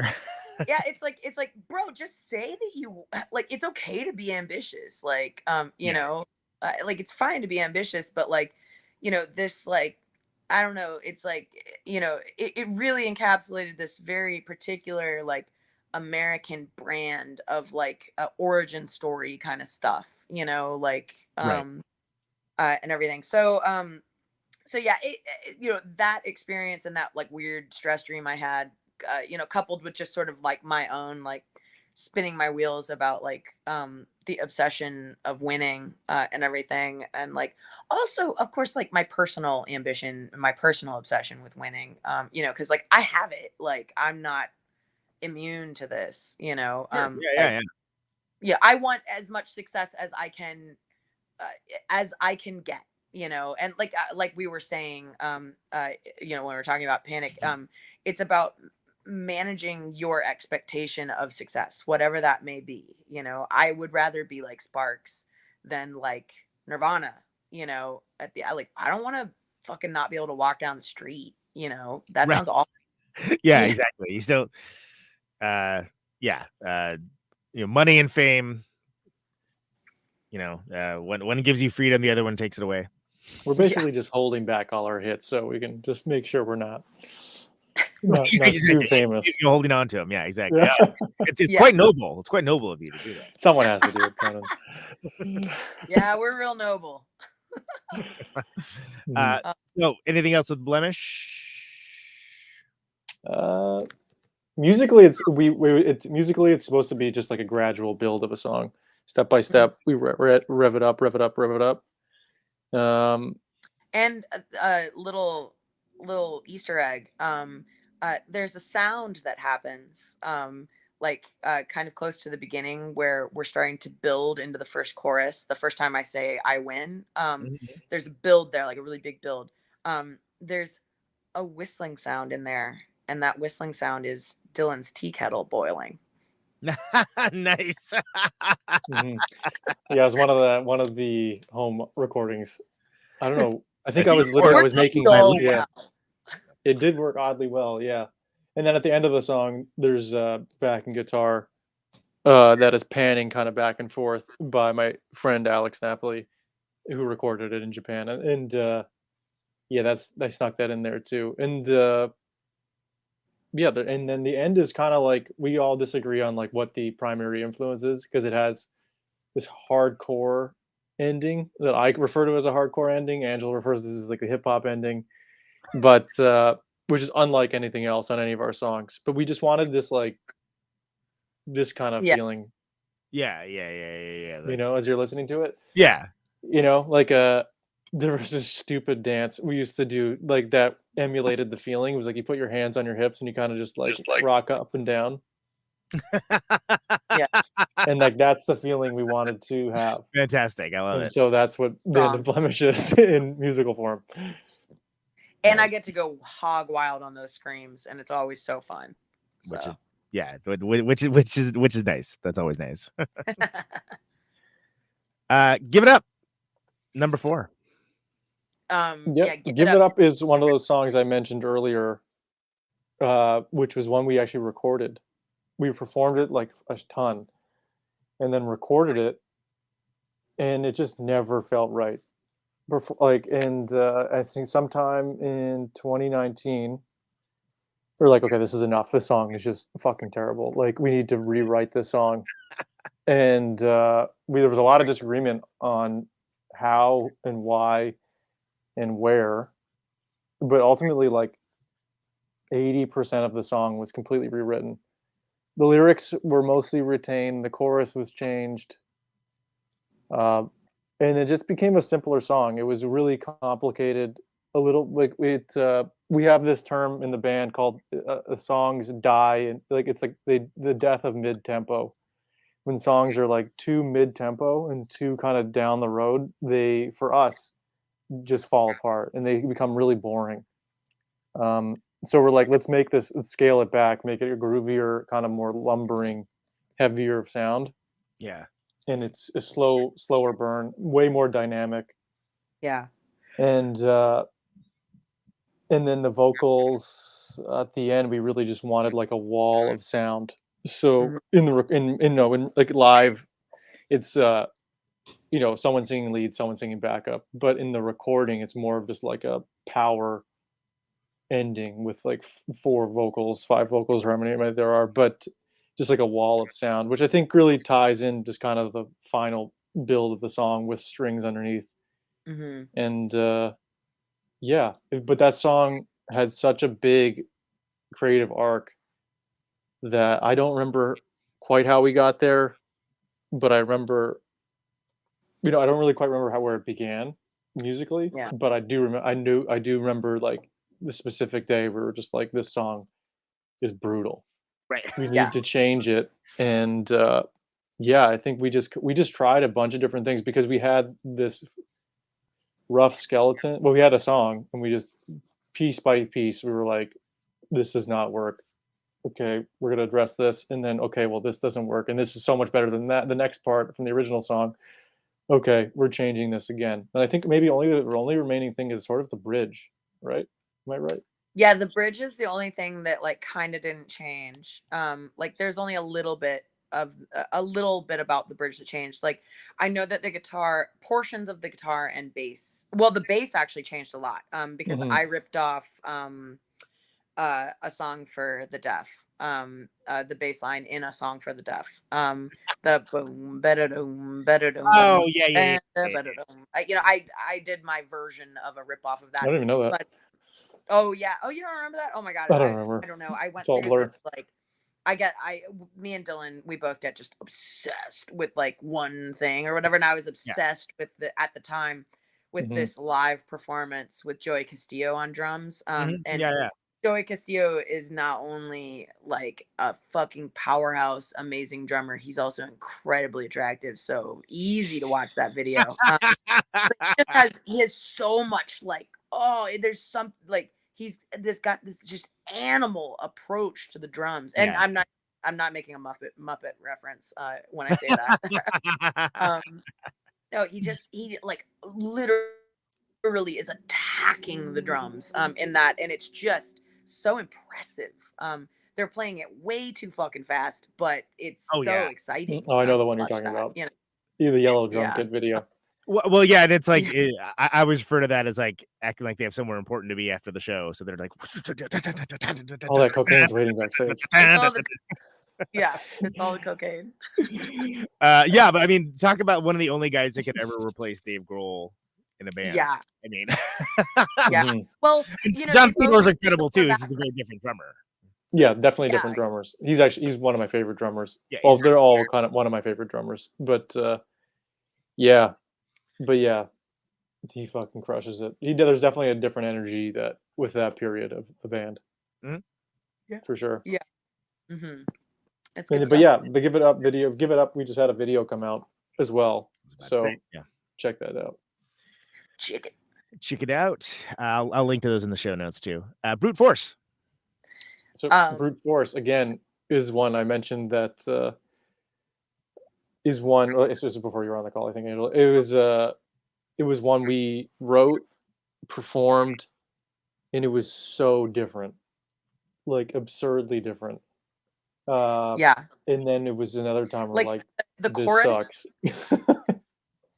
Chorus was so different. Well, it just wasn't us. It didn't feel right. It had like a disco feel to it, which is hilarious. And the chorus, I'll sing it. The chorus was, "If you wanna use, what was it? If you wanna use force, use brute force. If you wanna leave." And it was like, it was that. It wasn't. Well, it was just like it didn't, because I had sounds different for sure. Yeah, it's very different. I'd been watching this Black Midi video.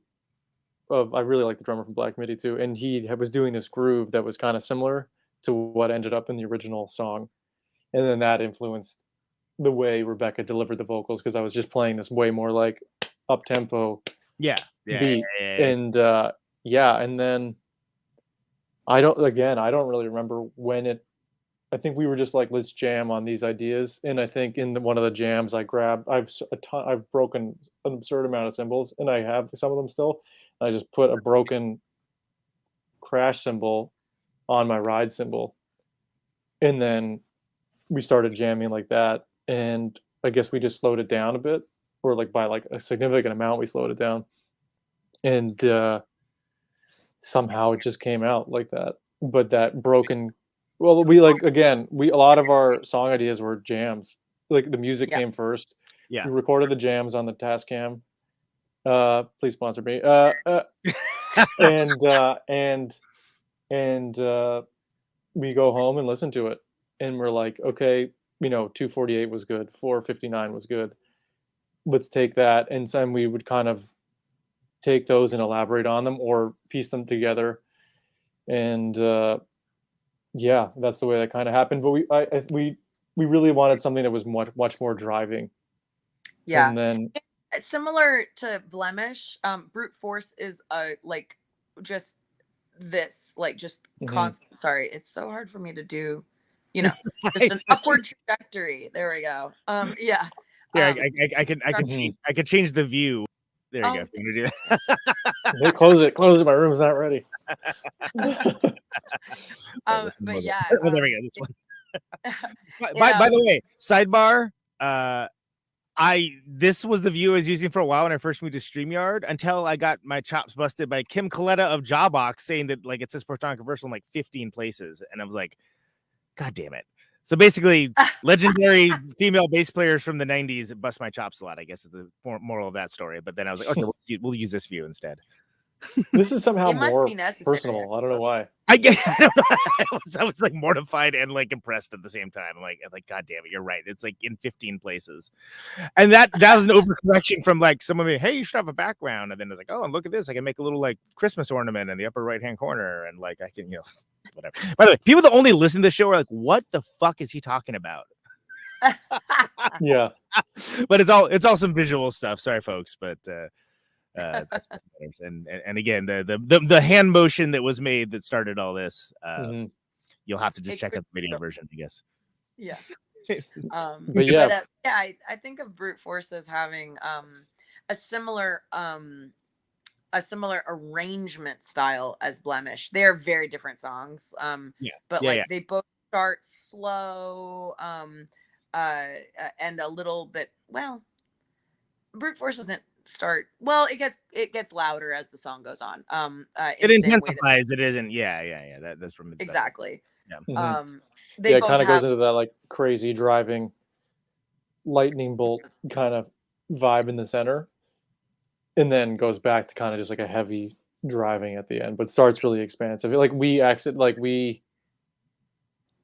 just wanted to, like Angela was saying, just ratchet up and up and up and up, and then hit this like apex, and then in the outro, it's kind of like the climax, the post climax. Like it's like we're taking it home now. Yeah. Mm-hmm. Labor Day. Oh God, Labor Day! What a mess. Like that's not. Yeah, Labor Day is. Yeah, it is. That's a song that we also like. Reworked and performed in a lot of different iterations. Like that song was constantly evolving, for years and years and years. Mm-hmm. It wasn't like a situation like Give It Up where we performed the same arrangement for several years before realizing that it sucked. But like right. Labor Day was a song that like, yeah, I feel like every time we played it, we played it like added something or subtracted something or like, whatever. It took us a long time to like, finally settle on that final arrangement and everything. And I don't even know if.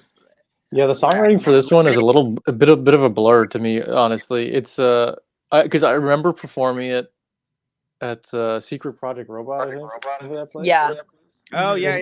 Which doesn't exist anymore, but I remember performing it, and we record all of our shows as well. And I remember performing it on stage, and we hit pretty much like halfway through the song. So the first half of the song is pretty close to what was always there, but the second half of the song was like the huge problem area. Every time we'd hit the second half of the song, we would lose the audience, and then we would be like, okay, this sucks. Because like when you're on stage, the feedback is right there. Like, yeah. Despite all of what I said of sometimes people don't know what they want, when you're performing it live and you're trying to entertain people, and you're and everyone's vibing, and everyone's like, oh. And then we're like, okay, it's not us, it's not them, it's us. And unless that's the stated goal of like we're here to have a bummer time right now. Like that's not so much that. Like it's just like it was uninteresting. Just didn't work. It didn't work. Yeah, and it wasn't. It was like we wanted to take it somewhere where it built up and got more interesting, and just failed over and over and over and over again until we kind of landed where we are right now. And this one's unique actually as well because it's actually engineered by Johan Meyer, who's Gojira's main engineer and front of house engineer as well.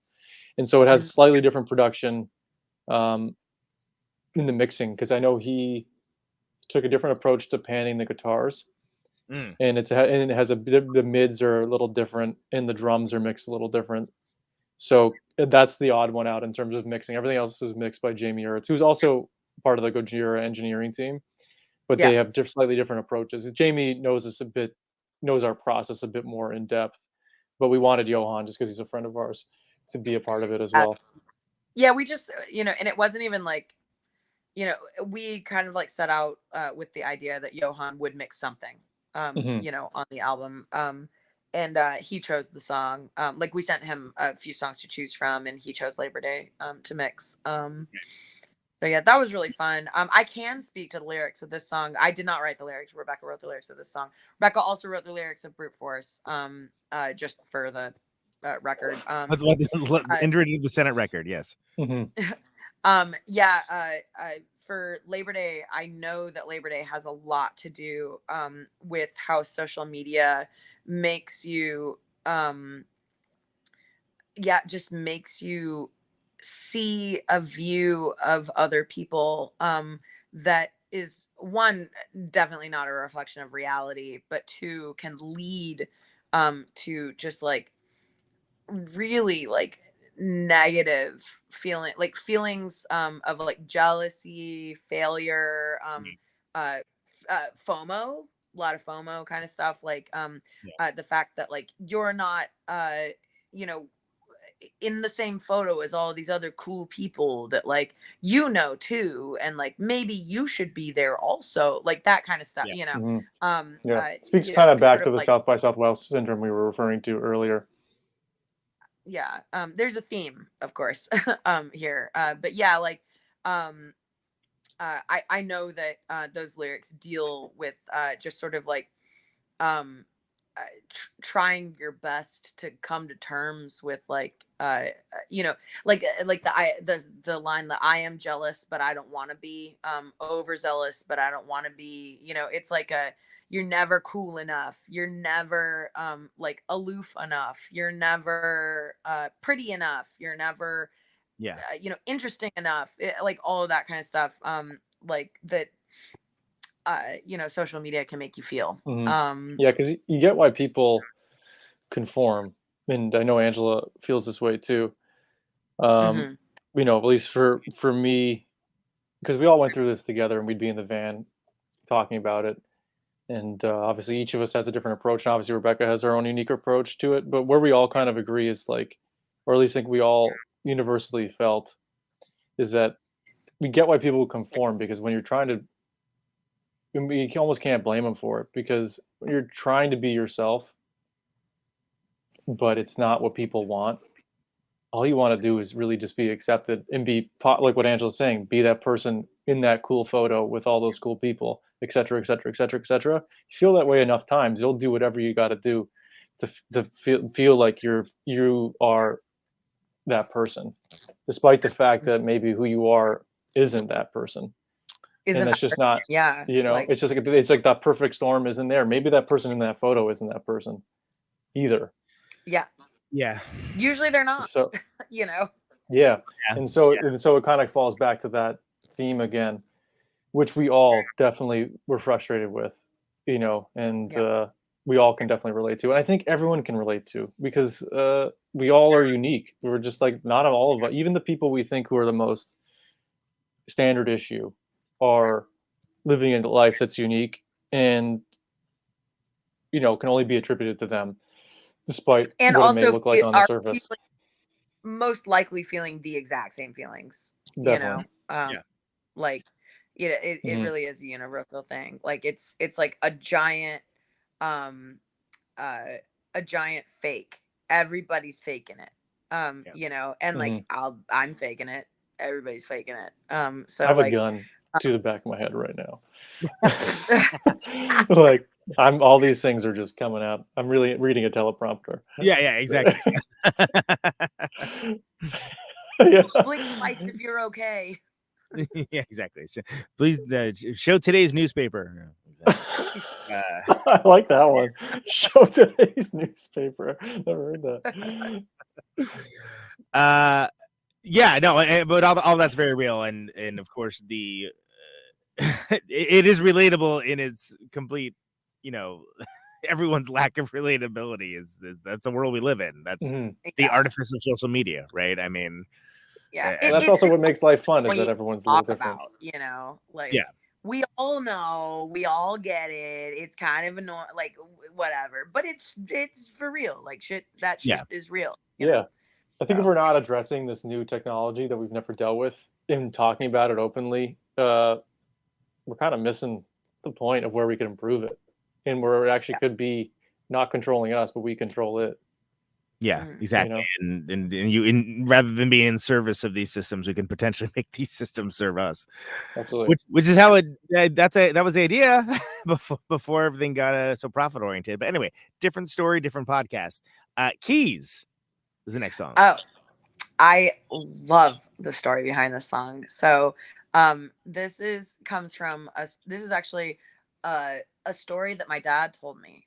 So my dad grew up in the 60s, 50s and 60s. And he knew a bunch of guys in his high school that were really into cars. And like he hung out with like some kind of bad kids, but my dad was not really a bad kid.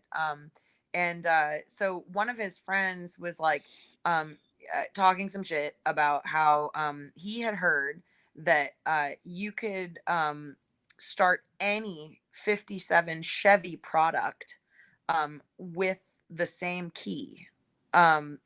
Really? Like all of the keys were the same for this year.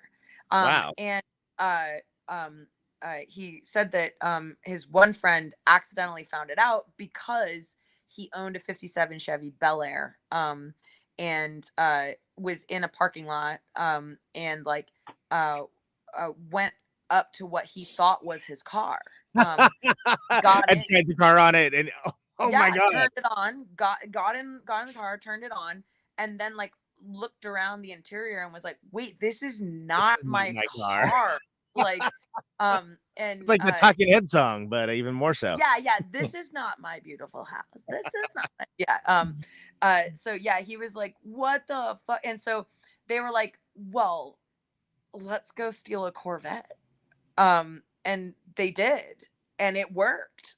They found a 57 Chevy Corvette. They knew some other kid in school who had one parked in the parking lot, and they stole it out of the parking lot and like took it for a joyride, put it back because they're nice kids. Right, yeah. But yes, like fully stole a 57 Corvette just for the fun of it to see if this was true.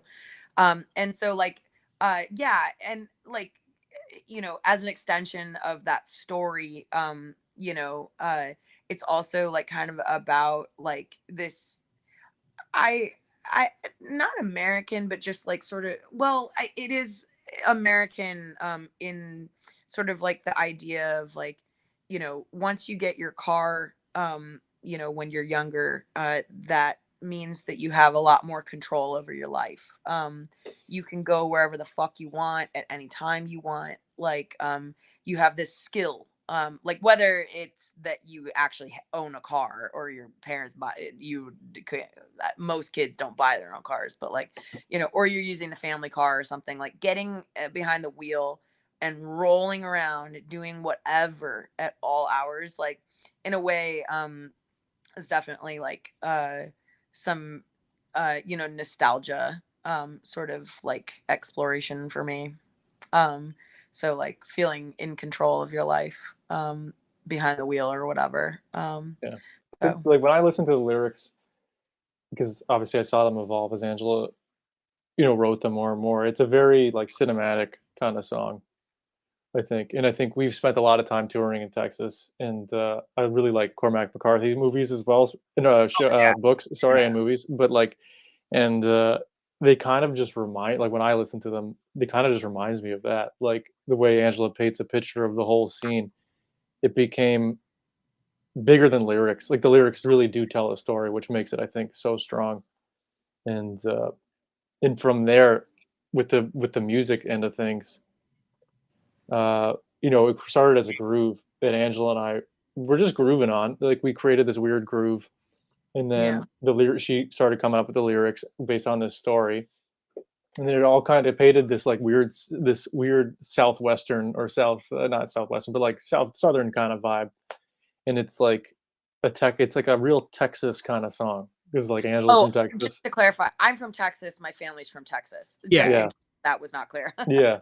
I happen to know that, but the audience wouldn't necessarily. So so it kind of creates that vibe. And so when after we wrote the whole song with Rebecca, I kept thinking of this idea of creating like a soundscape in the background, which evolved as like all of us got involved in that idea. Mainly taken from the Francis the Mute album by Mars Volta, Angela's favorite band. And and the end of, I think, the first song, it goes into like a street scene, audio street scene kind of, and it's like people are like eating and stuff. In the song is super long, of course, but like the last 3 minutes of it are just like background. Yeah, who knew they wrote long songs? They were really a top 40 band. But yeah, but then adding that in and kind of creating relevant sounds, like kind of creating this dusty feeling, which we did using Angela's lyrics, really just painting that picture, and then sonically tying it all together with the way the background, like we have Jamie doing like some like loon sounds, stuff like that, and then like a lot of hand percussion, and then there's even like Angela and Jamie grumbling like in these fake southern like backcountry voices that are really really buried in there, like oh kind of like talking like this, yeah, and but it all but like but it's a real lyrically propelled song, and I think it's such an interesting story that I'm glad I think it's the best sounding song on the record, and I think it has a lot to do with really that. happy with the way it turned out. One other influence, like the missing piece of the puzzle with that song in terms of influence was Mandy. That Nick Cage movie. Yeah. I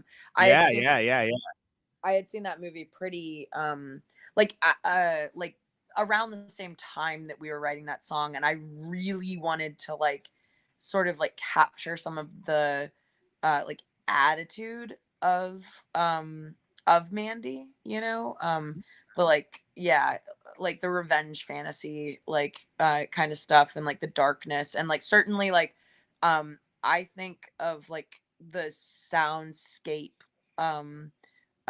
stuff as also being influenced, at least from my point of view, influenced by that soundtrack. Mm-hmm. Yeah, that movie does an amazing soundtrack. It's one that's the most Mars Volta super trampy soundscape song for sure. And I honestly, we could probably, or maybe we should one day, just release the soundscape of it. Oh yeah, it's really, as an extra, it's really like fucking cool. Yeah, why not? It's like I hate to. It's like I find it's super interesting because this is one of those things where we never had time to do this before, and we had time to be like, oh, you know what else would be cool? This stupid random object we found. Yeah. and then so there's like 12 tracks of ambient noise in that's including cajon, bongos, multiple shakers, a jaw harp, Angela and Jamie grumbling, like a cowbell, like just like a random like night watchman bell or whatever the fuck, I don't know, like I and then there's me banging a guitar I have on the floor, and changing that, and a lot of ambient guitar stuff by Rebecca. And Dylan went full Lindsey Buckingham on this one. Yeah. I don't know. It's just like well, honestly, Angela's to blame because the lyrics honestly, it just painted a picture, and it has I'm not from Texas. I'm from the opposite of Texas, you know, being from Toronto, but for me, with all our visits to there and Angela's and you know, lyrics and just what I imagine in my mind of that whole thing, it just it's one of those things you can kind of take it in any way. So I think we just wanted to paint our own picture of it, and you can interpret it kind of as you want. I think that's a meandering way to say that, but yeah, we tried. We tried. But it sounds great, and the guitar solo is fucking sick. Rebecca's guitar solo is I think it's her best guitar solo on the album. She just fucking annihilated that solo. Yeah, she ripped it. Yeah, and yeah, she would never consider herself a shredder, and but man, she killed that solo. It just really the end. It really, like when we go back into the heavy part of the song, and we go into the solo, man, she rips. That's a rewind moment for me, is her guitar solo. Sure, no, it's great. It was really great. Oh yeah. So dinner theater. Dinner Theater, another story song. So yeah, Dinner Theater is based on a collection of stories that my mom has told me over and over and over again throughout my life about different snapshots of her upbringing. And my grandparents, her mom and dad, not the nicest people. Definitely like pretty nasty people. And they really did a number on their kids. A lot of trauma. But my mom, in like sort of the classic sort of like child of immigrant sort of way,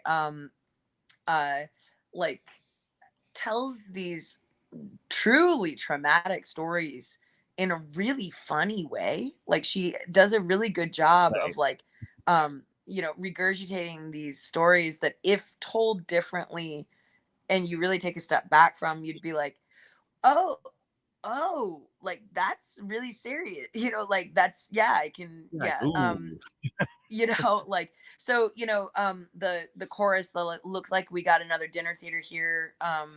Like that is based off of a story that my mom would tell me, that I've heard over and over and over again. It's like family lore now, that she and her siblings were all kids, like 8-ish, and we're all sitting at like the bar. Like they weren't allowed to sit at the table because adults sit at the table. Kids don't sit at the table. They sit at the bar in the kitchen. So they were, my mom describes it as like sitting there and watching a dinner theater. And her mom and dad were classic in a fight, some kind of fight. And her dad got up, picked up the whole like serving plate of spaghetti and just threw it at the wall. Very similar to the scene in American Beauty, when Kevin Spacey stands up and throws the whole plate of asparagus at the wall. That's like exactly what her dad did. And he my grandma then storms out of the room, and my grandfather turns to the kids sitting there watching all this unfold and says, I want you kids to forget you ever saw this.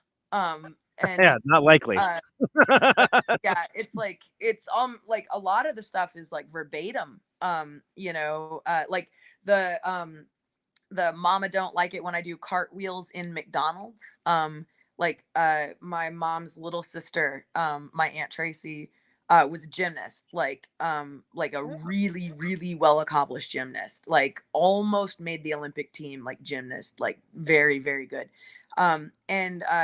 She's like a little kid, like doing cartwheels in McDonald's. It would piss my grandma off. She'd be like, don't put your hands on the floor. That's nasty. Like, if you don't cut it out, you're going to get a slap, like, kind of stuff. And so like, yeah, like really the lyrics to that song are like, my mom should get a writing credit, really. Like, because sure, the lawsuits are on their way. Stories that I've heard over and over and over again, and everything. And like, my grandparents are they're fascinating. As somebody who didn't have to deal with that firsthand, right. They're fascinating. And like my mom and her siblings are fascinating. I've written a few songs that deal with her immediate family, my grandparents, her, and my aunts and uncles and stuff. Like Double Wide is about my late uncle. Yeah, there's just so much. I hate to say it like this, but there's so much material there. Like so many amazing stories. Like yeah, sure, amazing stories. And like, I try to like deliver dinner theater with a little bit of tongue in cheek, because like that's, my mom intends those stories to be funny. But if you take a step back from it, you're like, oh, that was just childhood trauma, right. And everything. But I try to give it both angles, with that. So that's the story. That's the lyric story behind Dinner Theater and the delivery story behind it. So, but yeah. The music it was one of the last songs we wrote for this album.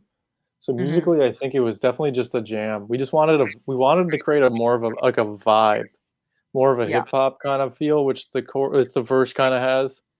And then it ends with like these Phil Collins kind of drum fills because I was obsessed with Inside Out by Phil Collins at the time. In the drums with the live version with him with Chester Thompson playing the drums, and then we go into like a more of a what did you call it, D beat, Angela? Like chorus? Yeah, it's a D beat, 100% straight up D beat punk like chorus. You know, the rhythm that I'm playing on that bass, that like like that's D beat, like, you know, lifted genre stuff. Yeah, and the drums are very Dave Lombardo Slayer influenced. It starts off with like a super, well, the choruses always feature like a more of like a straight like kind of punk beat, but then go into a really, really fast, like as fast as I can go, 16th note pattern on the ride cymbal, which is like classic Dave Lombardo.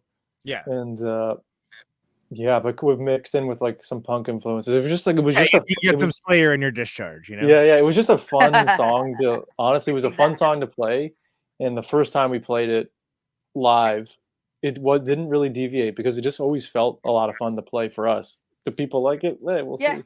But like, I think people do like Dinner Theater. I think it's going over well. I love playing it. Also, like I always have a fun like, time playing it. So yeah, it's always fun. But yeah, side note, Keys and Dinner Theater are both physically the most difficult,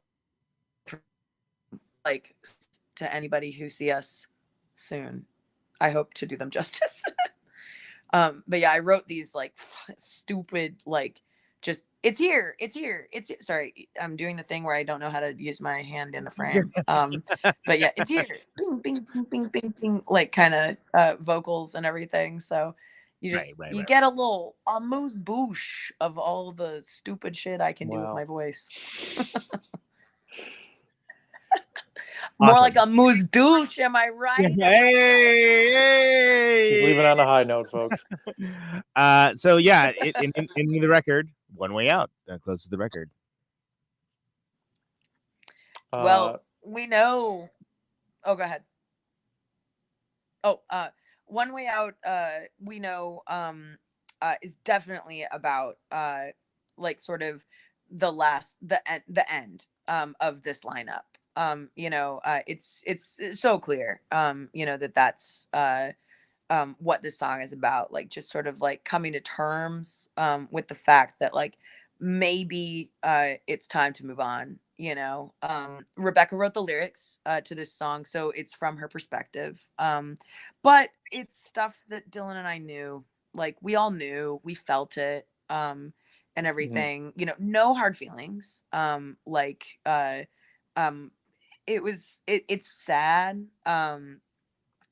you know, that it came to an end, and everything, but like you can really feel that like in that song it's kind of like moving through like the emotions and then like coming to terms with like it's fear, you're the wrong way around, like you're afraid, like your fear is what's holding you back from making the decision that's right for you, you know. You know, it's a perfect way to encapsulate this snapshot in our life as a band and as, you know, three people who know each other well, and have been through a lot together, you know. Yeah, for sure. Like it was the last song we completed together, not knowing it would be the last song we ever would complete together. And it was actually finished while we were on the road. So we actually had when we were a couple days out from recording, we went into a studio in Los Angeles, like a rehearsal space in Los Angeles, and finished the guitar parts for the song. We wanted this like driving ending. But you know, but yeah, I would say like I was like we all kind of had a rough idea of what the lyrics. Well, obviously Rebecca had an idea what the lyrics about, But I definitely didn't quite realize the full scope of what the lyrics meant until obviously she moved on. Yeah. But in either case, it's a great song. None of us need. Well, I can speak for myself, and I know, and I know Angela feels this way because we've spoken about it. But like, we don't feel, and I hope Rebecca feels the same, and I think she does to a certain extent. That it was a great time period. We did a lot together, and that's the end of that journey. And so for that reason, the end of the song went through a bunch of different iterations of how we were going to end it. Did we want, like, initially it was going to end really bittersweet, kind of really somber, and because that's how we felt about the whole thing initially. And the end of this was mainly like, obviously Rebecca recorded the all of her guitar parts and stuff, but it was kind of left up to more Angela and I to determine the final way the song was going to end. Mhm. And we were very torn, and then eventually I was like, maybe we should just end it the way we started it, just the three of us. And so like the last hits, originally the song was going to be a big like piano outro because we're dumbasses. Because And why wouldn't you? Yeah. yeah, and like with strings and stuff, and we were just like, I was like, that's not us. And it would actually come back after something Rebecca said, which was like, the album should be like what the three of us sounded like, and it kind of just circled back to that. It's like it should start how it should. The song should start, or the album should start with us, end with us, not with anyone else. It was always just the three of us, and that's the way it went out. And but the one nice thing what we did was just what we had pretty much everyone but Sean Knight, just because there were no backing vocals really needed. At the outro, everyone plays in the outro.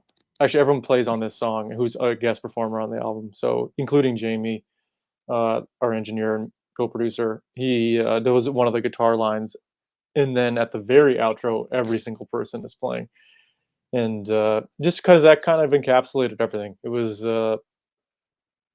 came a long way, the three of us, but we could not have done it without a lot of people having our back.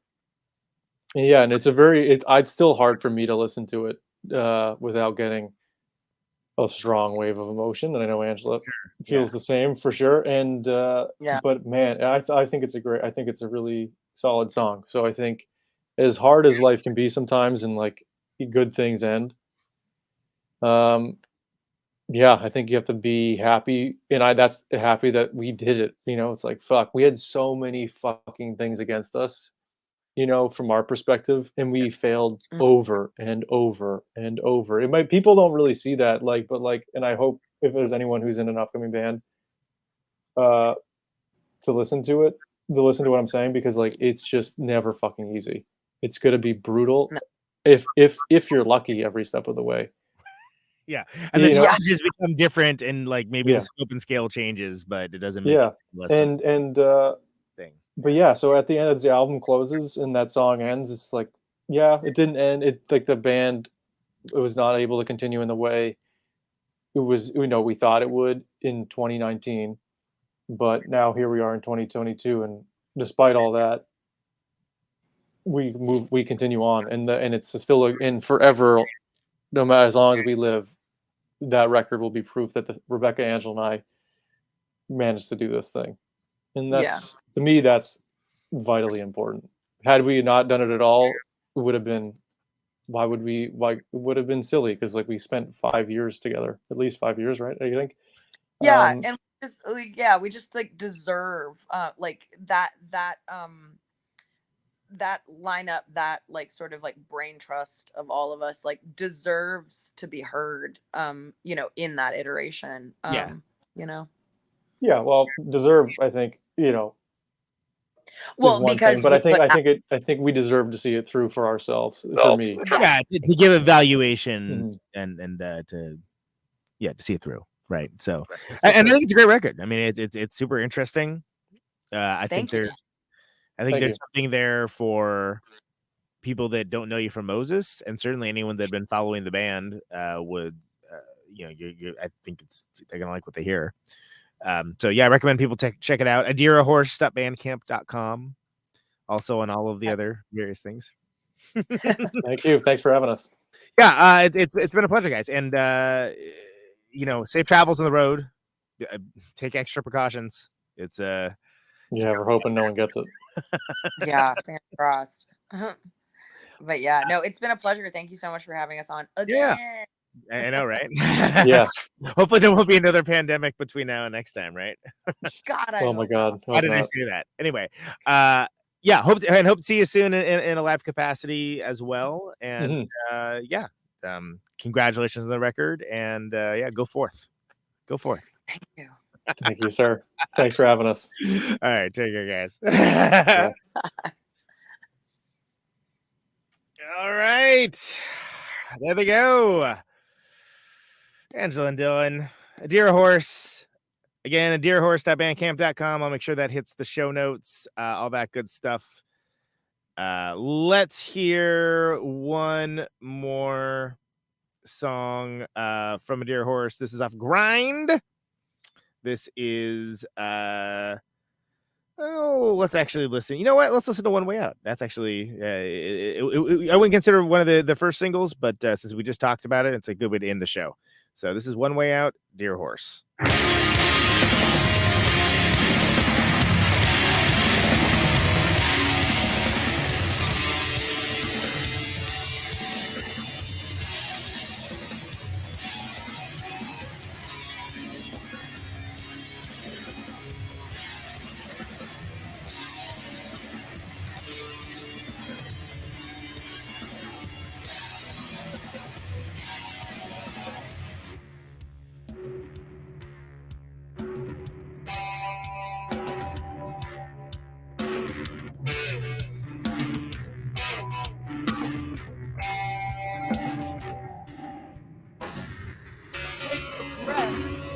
And you're out of the game.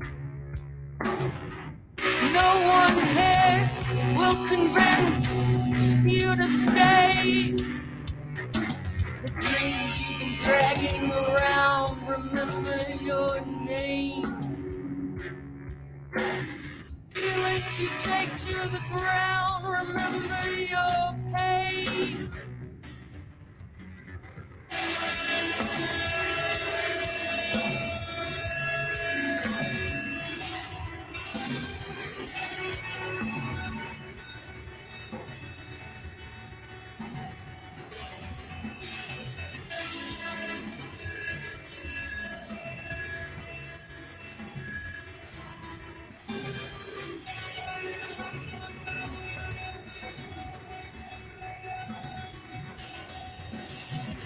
Take a breath, and you're out of the game. Take a walk, might forget why you came. I'd rather see red than deep red, the rules are the same. Distorting life takes you for granted and gives you away. There's only one way out.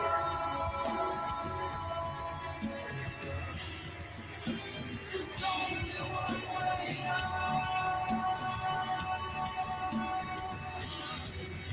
There's only one way out. There's only one way out.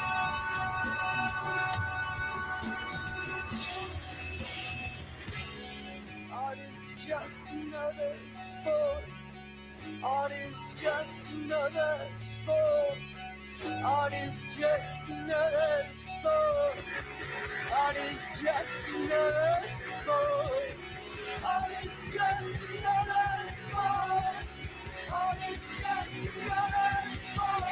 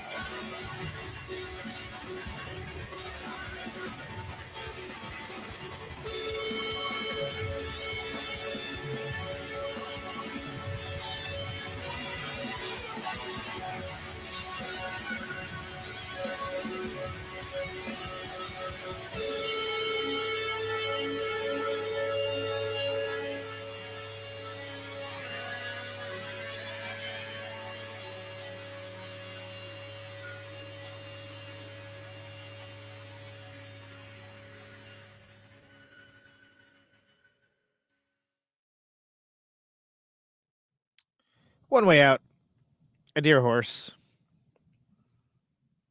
Great to have them back. I'm super stoked that they got this awesome record out. And it's it's I think it's a great tale of perseverance.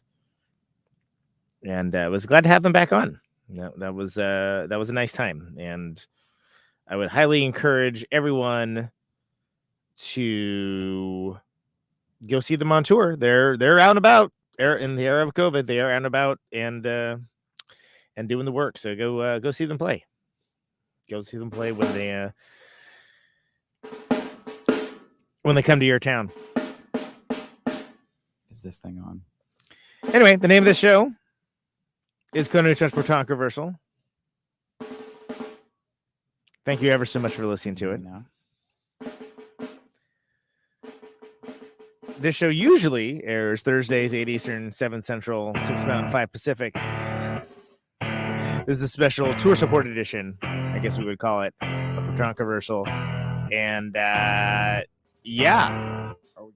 normally on RadioNope.com. This time it was Twitch, Facebook, YouTube, all the Web 2.0 things everyone loves so much. Anyway, Protonic.com. For the archives, always free, no ads, no sponsors, no kidding.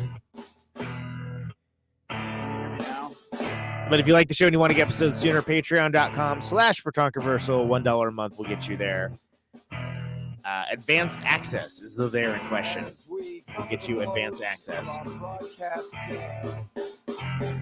The show is on all the various platforms that you would expect something like that to be on. If you feel so inclined, like, subscribe, post a review, reshare an episode. All that helps the show, and that's just a very nice thing to do. Bunch of rad stuff coming up. Very excited to bring it to you. Later this week, even. Later this week, even, we have a 50,000 watts of power. Can I mention this? I think I can mention this. Stephen DePace a flipper this week, so pretty excited for that.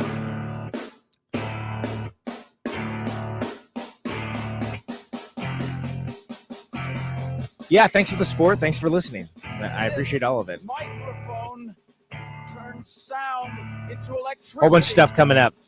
Follow Protonic on all the various things. Stay safe out there. Out on Route 128. Now take it easy. Dark and lonely. You got my radio on. Can you hear me now? Can you hear me now?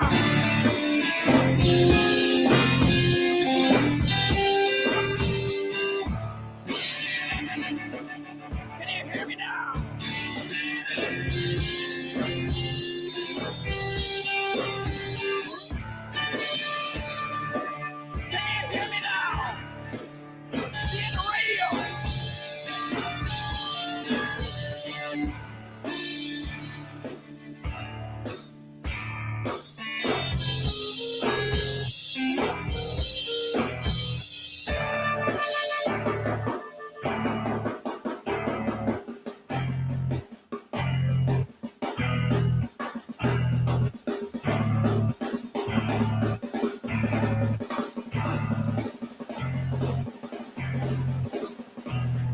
Snare drum and that drum roll means we've got a winner.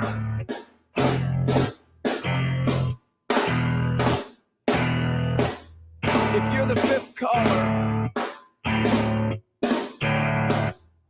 or any caller at all,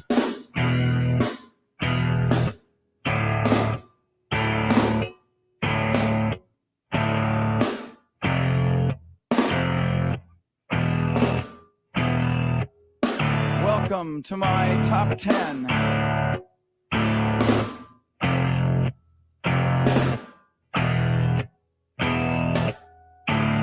I'd like to thank our sponsor.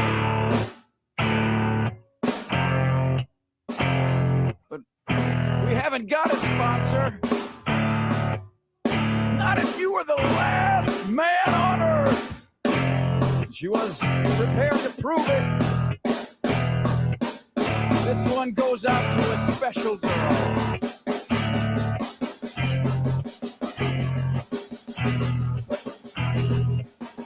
There is no special girl.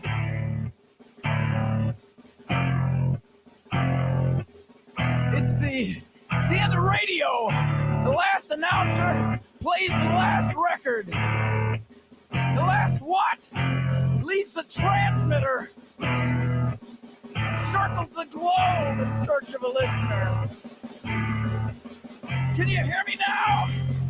Can you hear me now?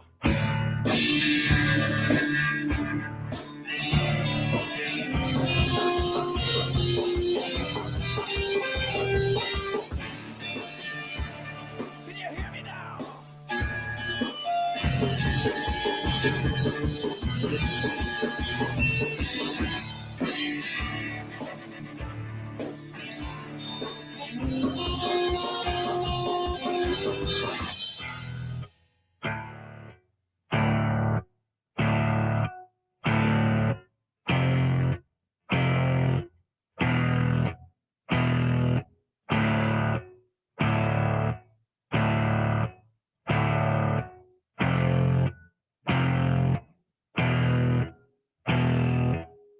Is it really broadcasting if there's no one there to receive? It's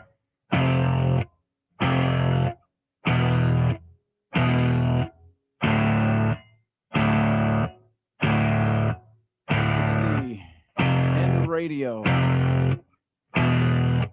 As we come to the close of our broadcast day,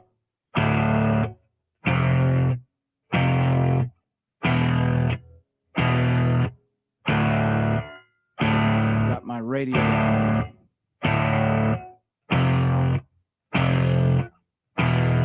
Can you hear me now?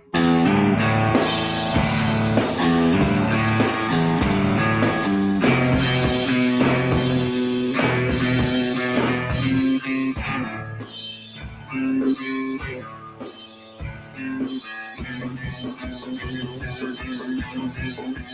you hear me now?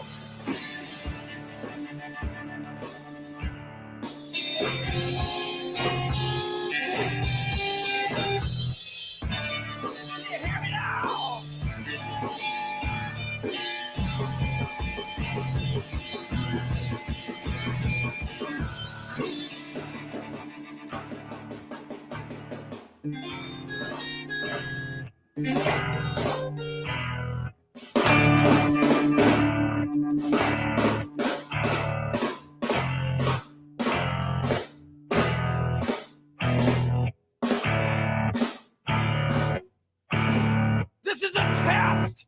If this had been a real emergency,